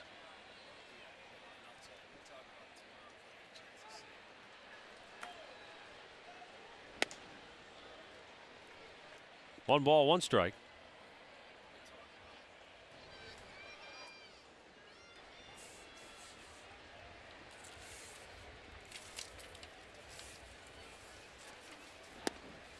Down low. 2-1.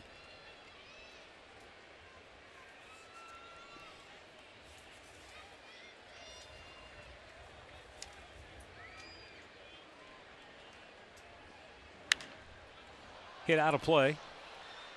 2 balls, 2 strikes to count on Grady Sizemore.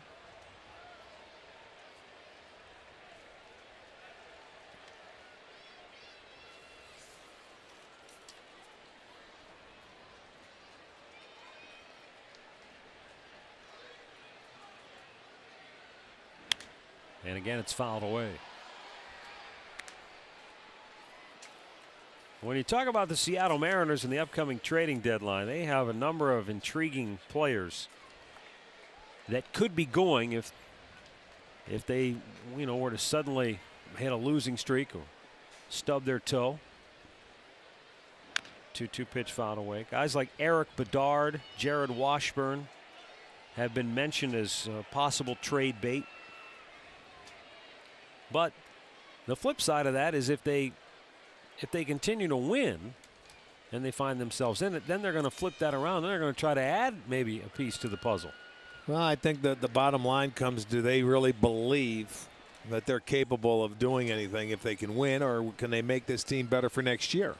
You've got to sit down really and ask yourself, with a new general manager this year, a new manager, is this where we want to go? Are we heading in the right direction, or can we get rid of somebody right now, a big ticket, person, and add some youth? The Seattle Times speculated recently that a guy who is on the block is Miguel Batista.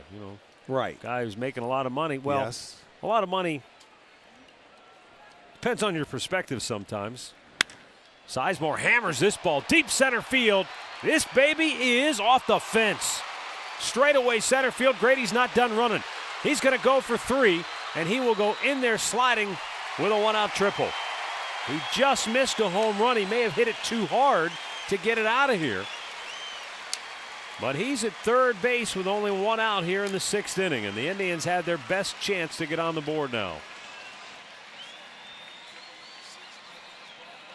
This is going to be our McDonald's. I'm loving it. He left the fastball out over the plate for Grady, who's able to turn on it. And I mean, that was a line drive, smoked off the facing of the bullpen of the Indians, and he's not going to stop.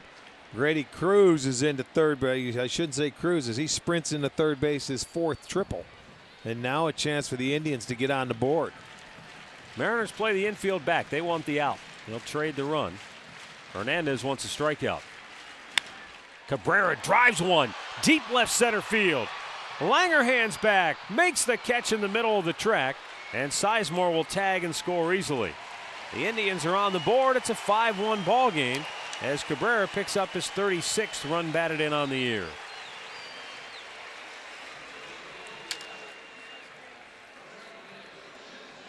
So the 1-2 punch at the top of the lineup delivers again for the Indians. They got the Tribe off and running last night, and they get them on the board here tonight.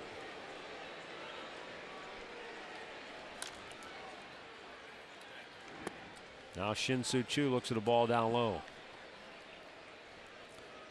Miguel Batista, by the way, is $3.3 million left on his contract, so the hang-up Seattle will have there, if they try to move him, is how much would you be willing to pick up if you're going to trade for him? And that's what that whole. Or what you're going to give up to get him. Or, yeah, if somebody wants him. 1-1 pitch. Well, everything comes down, I guess, now to dollars and cents, doesn't it? And the way the economy is, and a lot of ball clubs can't afford to take on salaries that have guys signed in bad contracts. Let's face it. The 1-2. Not easy to deal guys that aren't producing. It will be really interesting to see. We may see less movement this year than we've ever seen in the past because of that very reason. There just are fewer and fewer teams that can afford to take on any extra payroll. Unless you want to take up some of the money. Chu strikes out looking, but the Indians get on the board thanks to Sizemore and Cabrera. Through 6, it's 5-1 Mariners.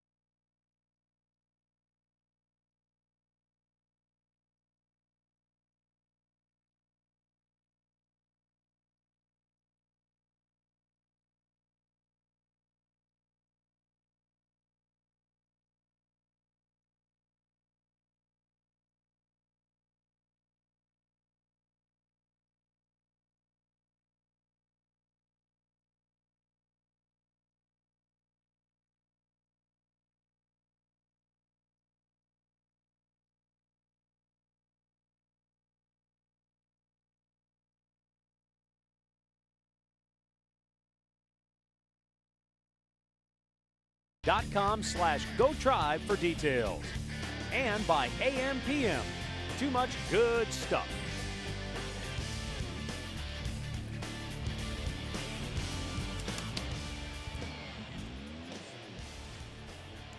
Tony Sipp will stay on to work the 7th for the Tribe.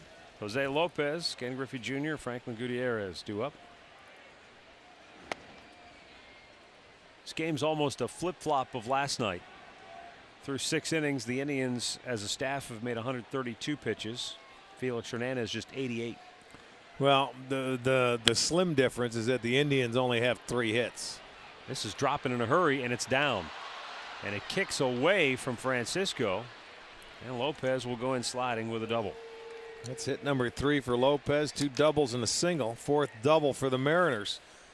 And when Francisco was running in to try and dive for that ball, he slapped it away when he couldn't catch it, enabled him to get into second base or into scoring position. Well, with that wind really blowing in hard from left field, we've seen balls really die.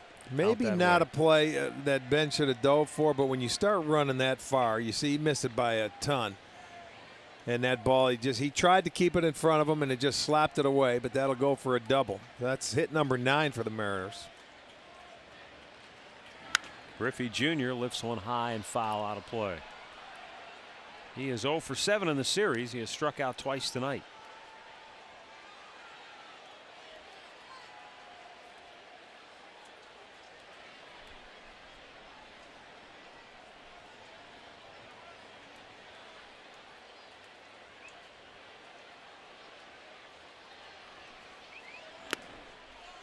Sipp blew it by him, and the count is 0-2.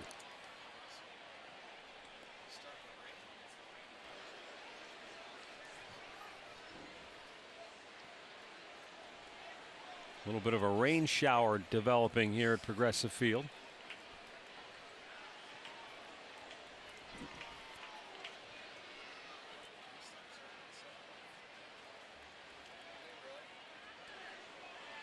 Lopez, leadoff man, he's at second. The 0-2 pitch. Just missed away with it.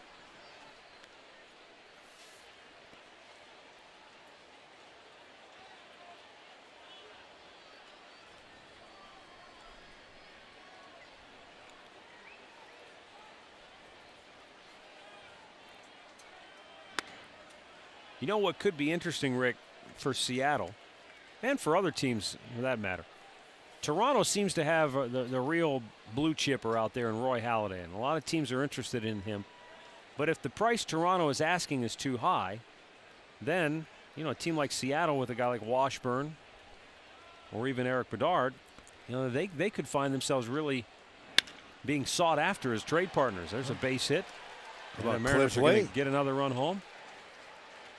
Well, absolutely. I mean, if teams come calling and they can't get their hands on a guy like Halladay, they're going to turn to, well, who's next on the list?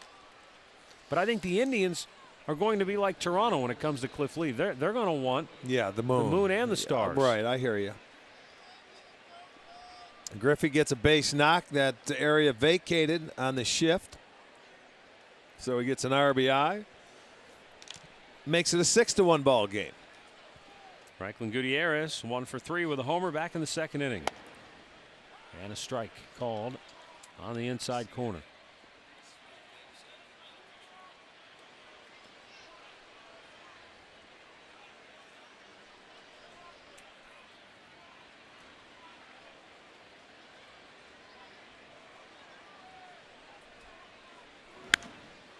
High pop, foul, and out of play. Personally, I don't see the Indians moving Cliff Lee this year, only because I don't think teams are going to want to pony up what the perceived fair market value is for reasons we just talked about. Well, again, what are you going to get in return? You know, because he's your #1 pitcher. In the air, center field. Grady Sizemore coming on. He's going to make the catch, and that's going to chase Griffey Jr. back to first. Let's look at the Mercedes attention assist of the game right now. It's coming back in the 6th inning, where after the leadoff walk, they were able to get the ground ball, turn that double play. 6-4-3.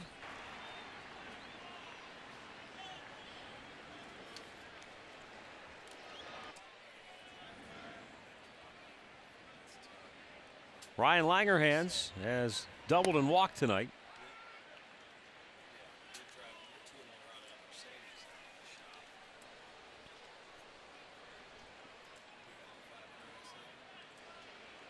The 0-1 swung on and missed.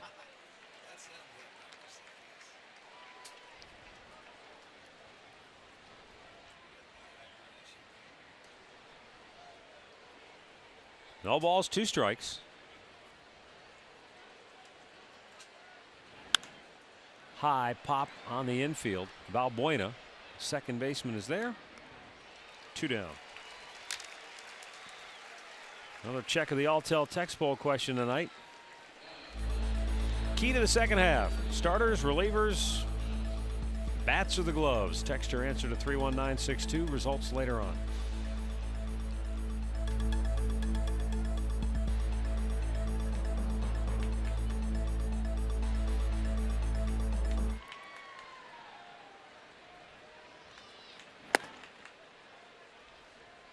Sip misses down low for ball 1. Johnson doubled and scored in the 4th inning.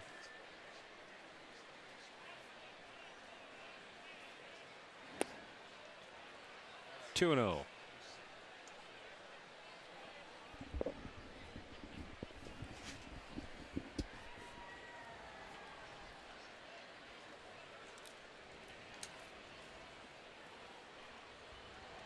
There's a long fly ball deep down the left side, and it is foul. Whew. Boy, hard to tell from here. It almost looked fair, didn't it? Looked like it was headed right for the pole, but it must have gone right in front of it. There you'll see it. It'll stay in front of the pole if you can get a good look at it all the way through, which it does. Boy, it did not miss by much. Oh, man. I mean, did that hit it? It almost looked like it hit it. I think it just missed it on the inside. Wow. It doesn't get any closer than that. No.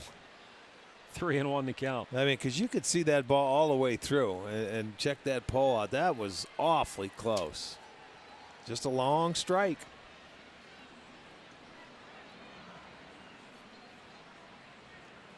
And the 3-1 pitch is high for ball 4.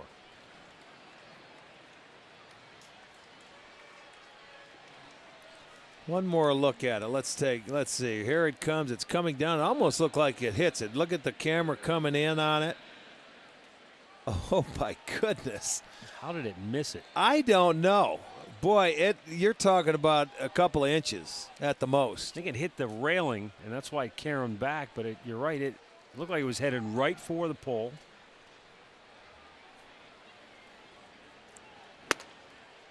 Hey, stay tuned after the game for Cleveland City Star Soccer as the City Stars face the Charleston Battery from Middlefield Cheese Stadium in Bedford.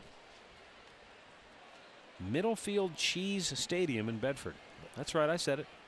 Join the Green Army and watch City Star Soccer tonight after the game right here on STO. Middlefield cheese. I was thinking of a steak and cheese sub from Viola's.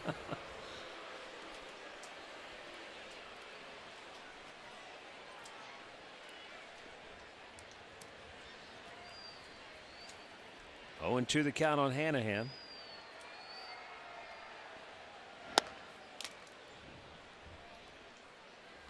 Here's a guy that had a couple of walks, one back in the 4th inning with 2 outs, and I think the undoing for David Huff today.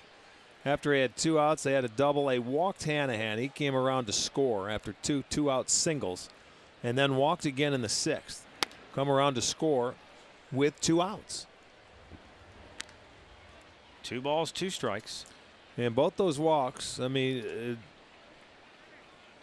a guy down in the number 8, well, he's hitting under a $190. You got to make him swing the bat. You cannot afford to walk him. Out of play, and it stays 2-2.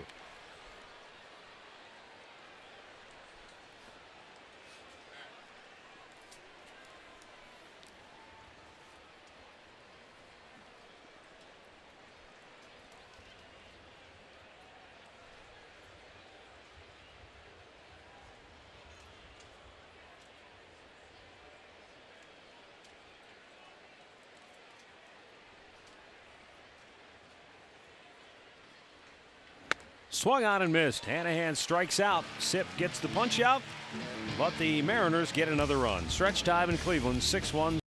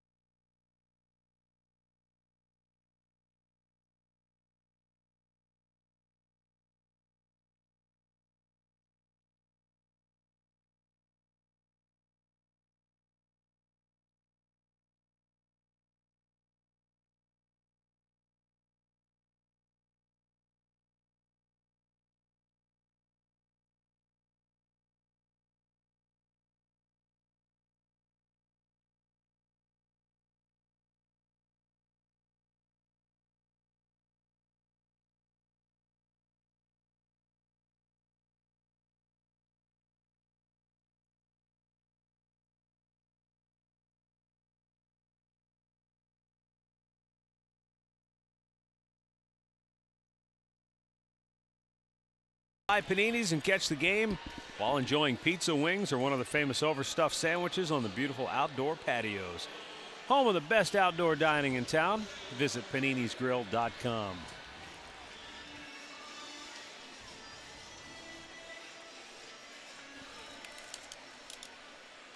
6-1, Seattle leads it. Bottom of the 7th inning. And this guy in total control. 3 hits so far tonight. Has given up just 1 run. That was last inning when Grady had a 1-out triple. Scored on a sacrifice fly by Asdrubal Cabrera.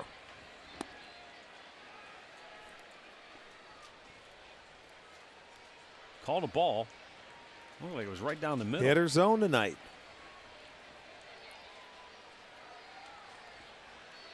'89 pitches for Felix Hernandez. This guy, if he continues to pitch like he's capable, you're looking at a Cy Young candidate. Here, Verlander, Greinke, Halladay.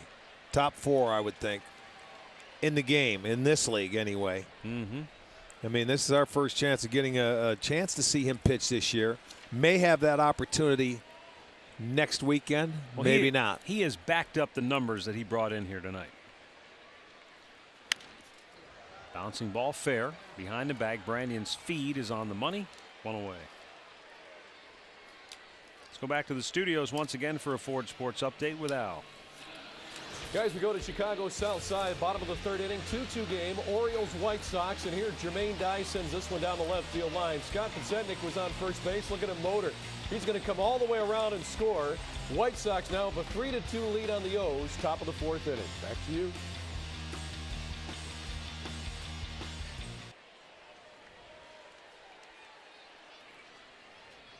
Travis Hafner 1 for 2. He singled and struck out tonight.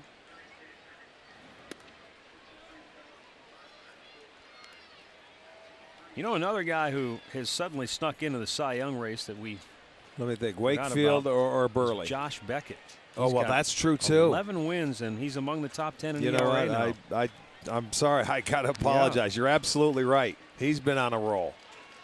And he's been through it before. So he could there's 5 good ones. And I didn't even mention Burley, who could get on a roll. There's a ground ball right to the second baseman, Lopez. You're right, Josh Beckett. Well, the Bud Light Party Deck is out in right field, and it is really a great place to watch a ball game. Tickets start at just $40, include all-you-can-eat buffet, a great view. Call 216-420-HITS for full information. They have nice parties out there with some great food.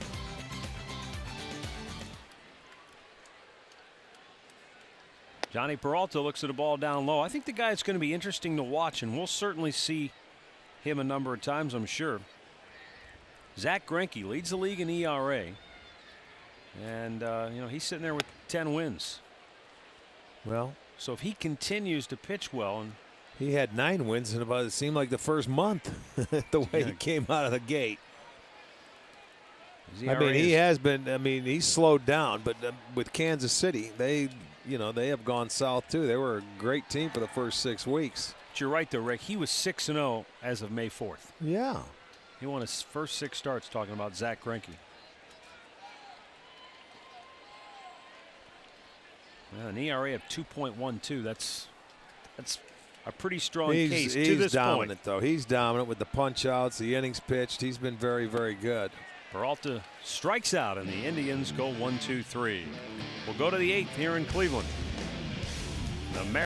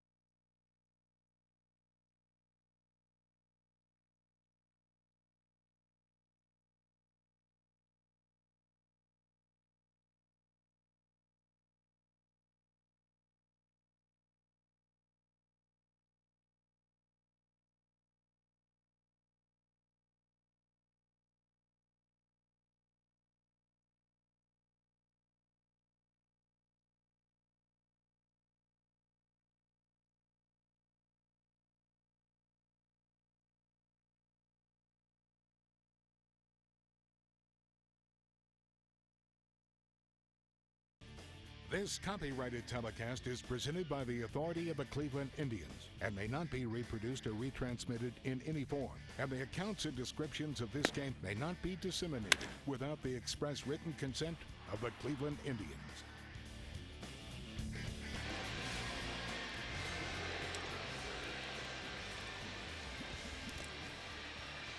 (6-1) Mariners lead it. And as we go to the 8th inning, we're going to see the third member of the trade that involved Franklin Gutierrez and Luis Valbuena, and now Joe Smith. That was the three-way deal. Gutierrez went from the Indians to the Mariners. Valbuena went from the Mariners to the Indians, and Joe Smith went from the Mets to the Indians as part of that three-way deal. There's a lot going on there. The deal. Swung out and missed.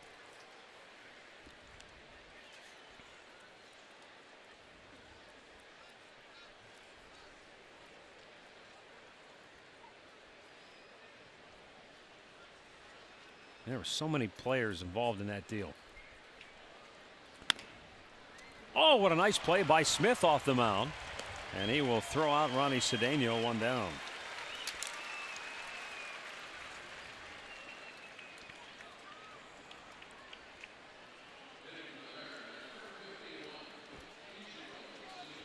Well, Joe Smith fielded his position nicely.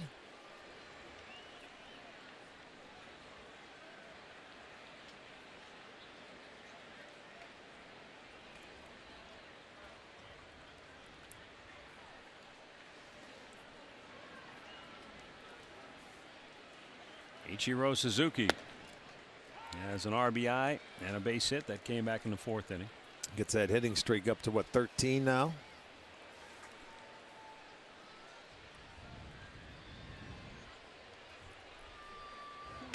Up and in. Spun him out of there. Here's the rest of that trade, though, Rick. You had Endy Chavez, Mike Karp, Aaron Heilman, Jason Vargas, Ezekiel Carrera, Mikel Clado.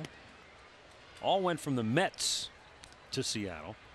And the Mariners, of course, gave up J.J. Putz, Sean Green, hurt, and Jeremy Reed.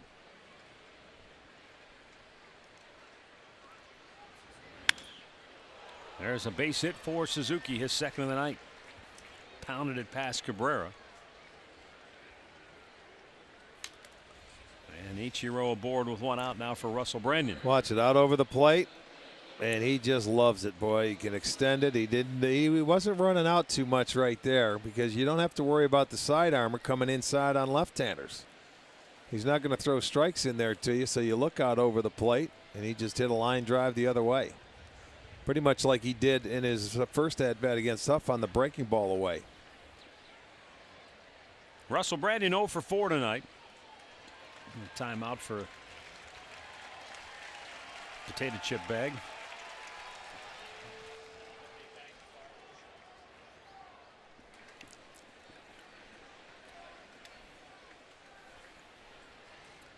Brandon 0 for 4 tonight. Takes the first pitch strike. He has grounded out all 4 times.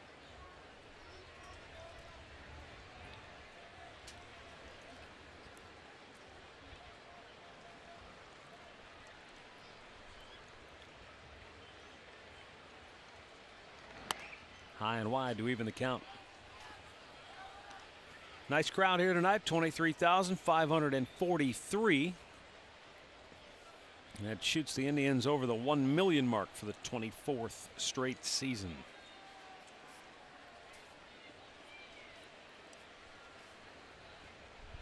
One pitch, swung out and missed.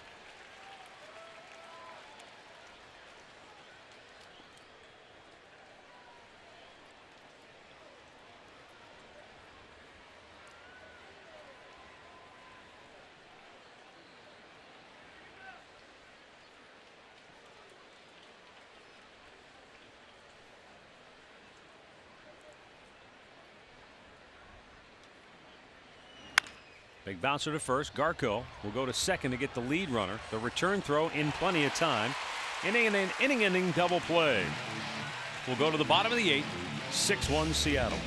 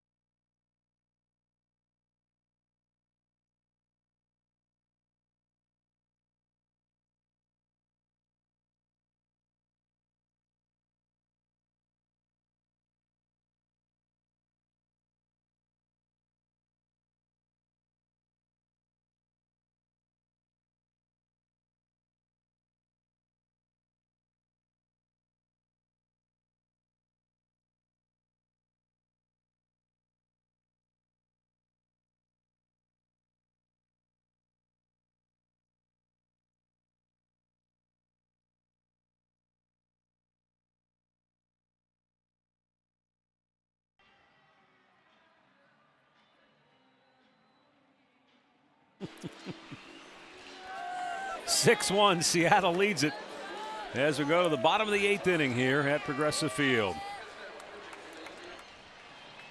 That Tribe needs a whole lot of help. Felix Hernandez has effectively shut them down tonight. 1 run on 3 hits. He has struck out 8 and has not walked a batter. Well, this guy has done everything we've heard, and then some. He has been in total control. This will be his 100th pitch of the night. And Garco bloops one down the right side, but sliced it out of play.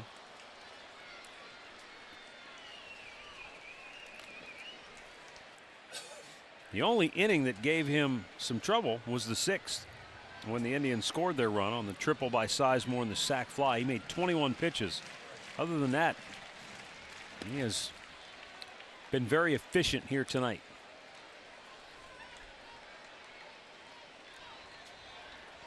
Trying to win his 6th in a row. Garco bloops one in and base hit in the alley. Cut off by the right fielder Ichiro Suzuki. And the Indians get their leadoff man aboard for the first time tonight. Now that elevated. See that pitch upstairs. Made a mistake, maybe getting a little tired, but when you get that chance, you better take advantage of it. So Garco goes the other way and hits a pitch that Hernandez left up in the zone.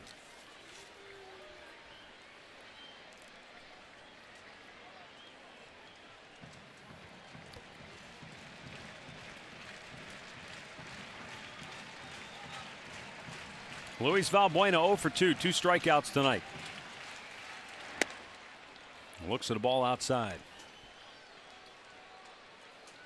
Not that he isn't normally aggressive, but he's almost been overly aggressive, Valbuena, tonight against Hernandez. Well, the club that he's facing, he came from, so I'm sure he wants to do very well against his former team and some people he knows. Patient in this at bat, though. He's ahead 2-0.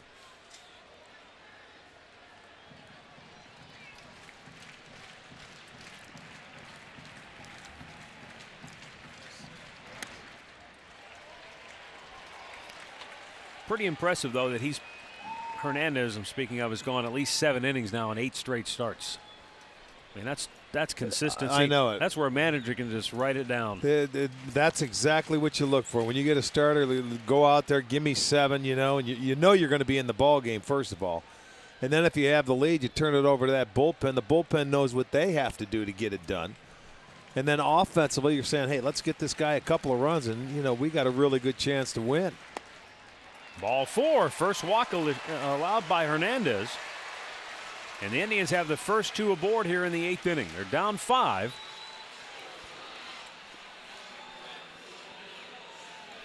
Ben Francisco will be the batter.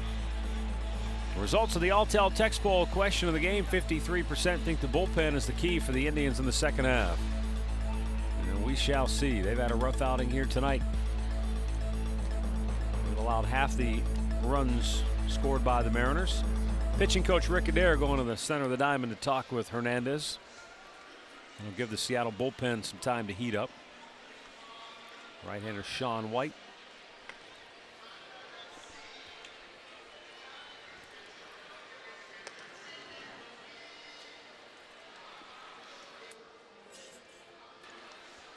Speaking of former pitching coaches, Rick Adair, we saw Mike Brown here tonight. Yes. Scouting for the Arizona Diamondbacks, former Indians pitching coach.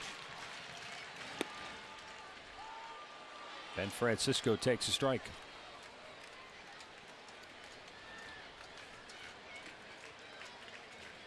Struck out in the 3rd, line to center in the 6th. Broke his bat. Fair ball. Hanahan steps on 3rd, low throw, dug out by Branyan, double play. Valbuena is at 2nd, but now two are down in the inning.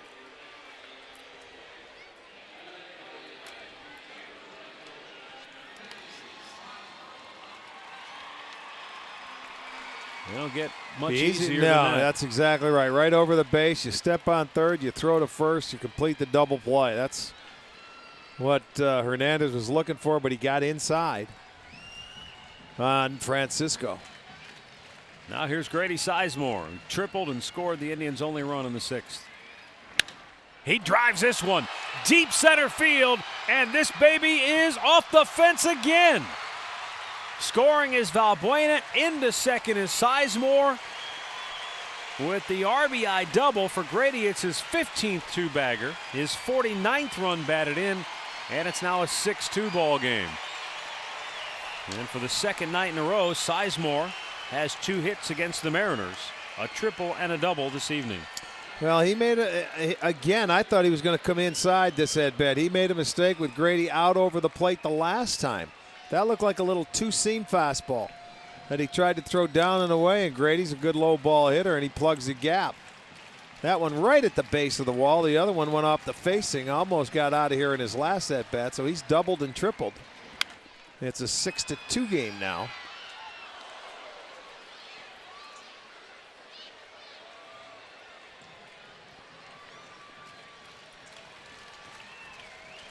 I don't know that I've seen Grady hit 2 balls harder than in his last 2 at-bats, and neither one of them got out of here. Big bouncer to first. Brandon will take it to the bag, and the inning is over. Indians get another run, but we'll go to the 9th. 6-2 Seattle.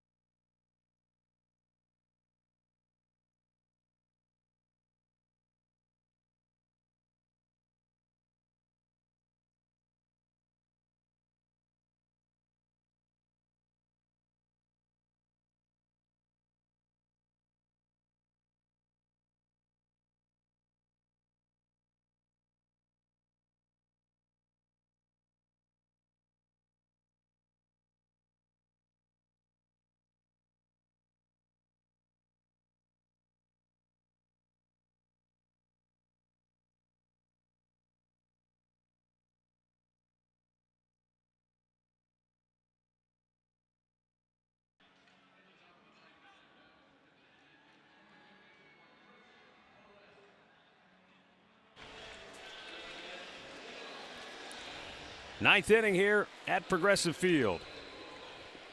And for the Indians, their 5th pitcher of the night is Chris Perez.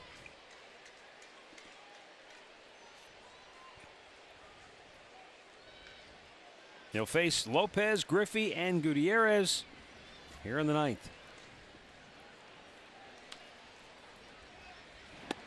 And a fastball in there for strike 1.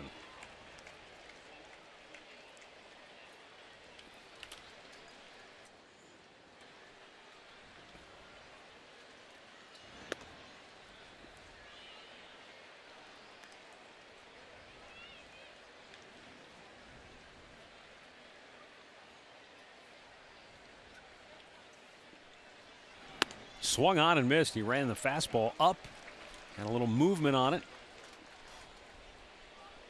Lopez has had a good series so far. Boy, hasn't he? Yes, he has. 2 games to go.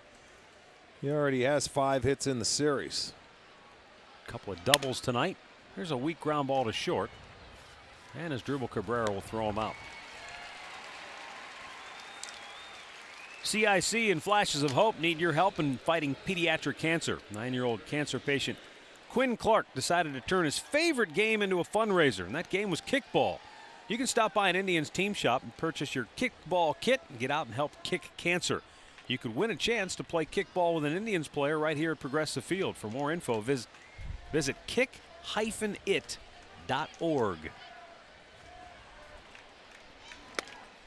Strike to the outside corner. Best thing about kickball is you don't need a lot of gear. You just need the ball and some bases. That's right. Go And get people that want to play. Griffey Jr. pops it foul.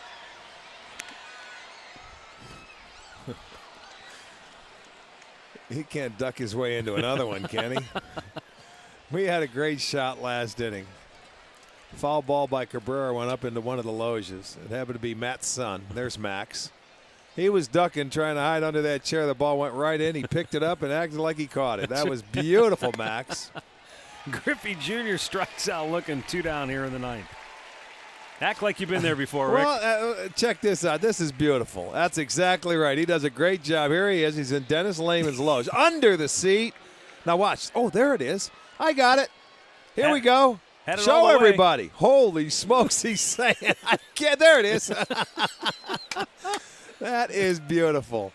I'll tell you what. That's priceless. He'll look at that. Yeah, there it is. I mean, how many times you come to a ball game and you think you're going to get a ball and you want to try and catch it? He's hiding from it and gets it.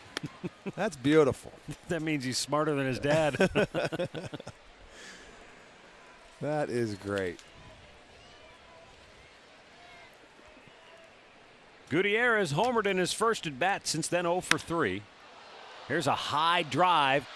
Deep center, Sizemore back, and he'll run it down on the front of the track. Mariners go 1-2-3. And we'll go to the bottom of the 9th. 6-2 Seattle.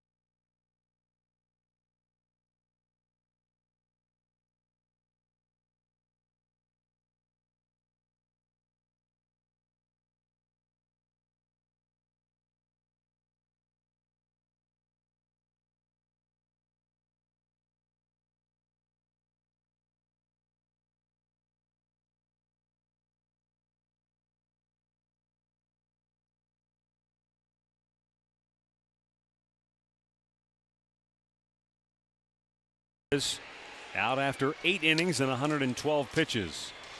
He'll give way to David Ardsma. What a year he's having.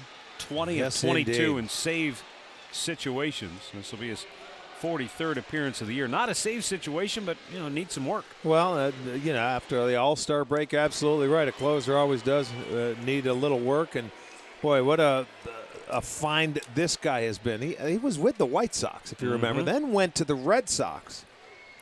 And comes over to Seattle and has done a terrific job. You talk about finding somebody 20 saves this year. Rick, I remember when he first went to the White Sox.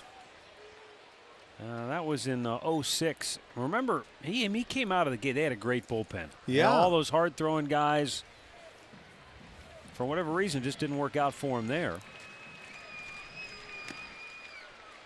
He was 3-0 with a 4.08 ERA, but then I'm sorry, that was 07. In 06, he was with the Cubs. In 07, our first year working together, They had early in the season, remember early in the year, they had all those good hard throwing arms. Well, they went after arms because but it didn't work out for him. He ended up with a 6.40 ERA. Well, then they went out and they bought some guys, Line Brink and Dotel, and they paid some money, so it made him expendable. He goes to Boston and went and did a nice job there. You know, no pressure was on him. Then comes back, and he's always had a good arm. They like the way he threw and as hard as he throws. But boy, has settled down and has had a terrific year to this point.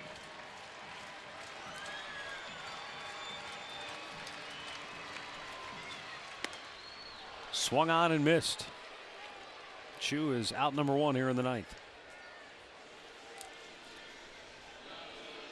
Here's our Northern Ohio Buick Pontiac GMC performance of the game. Felix Hernandez was pretty much flawless tonight. Yes, he was. 8 punch outs. And you go back and he's 6-0 in his last 10 starts. You look 4-0 with the ERA in his last 7. You expand that out. I told you, since that one start against the Angels, he's been perfect. A few no decisions mixed in, but 7 innings. Tonight he went 8.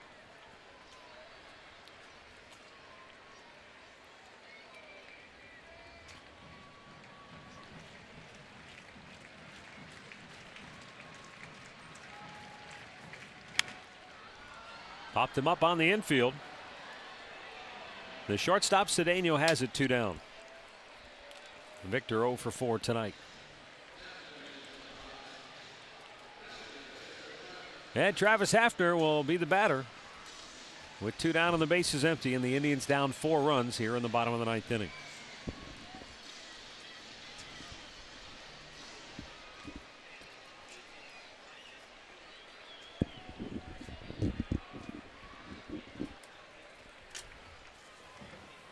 Pronk singled in the 2nd inning. Since then, he's been out on strikes and he is grounded to second.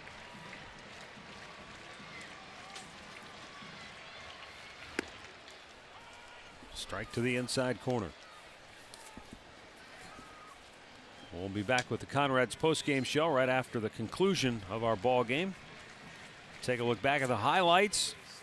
Get you set for tomorrow's Game 3 in this 4-game series.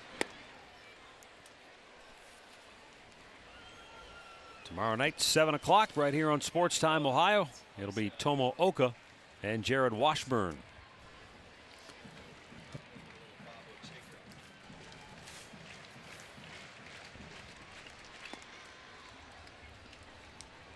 Two balls and a strike.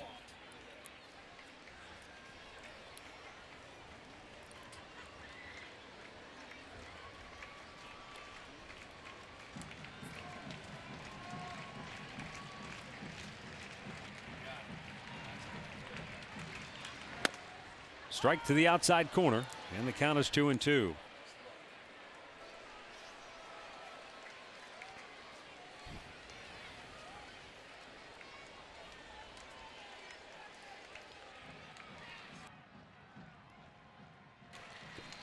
David Aardsma trying to finish it up for Seattle here in the 9th. The right-hander's 2-2. Check swing right over the top of the Indians' dugout. And looks like everybody's all right. That ball went shooting they're in fine. there in a hurry.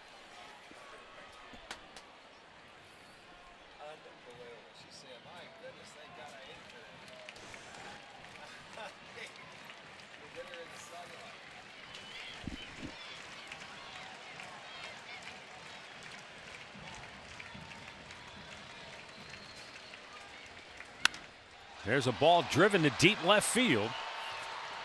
But Langerhans makes the catch, and the game is over. 1-2-3 go the Indians in the 9th. And Seattle wins it by a final score of 6-2.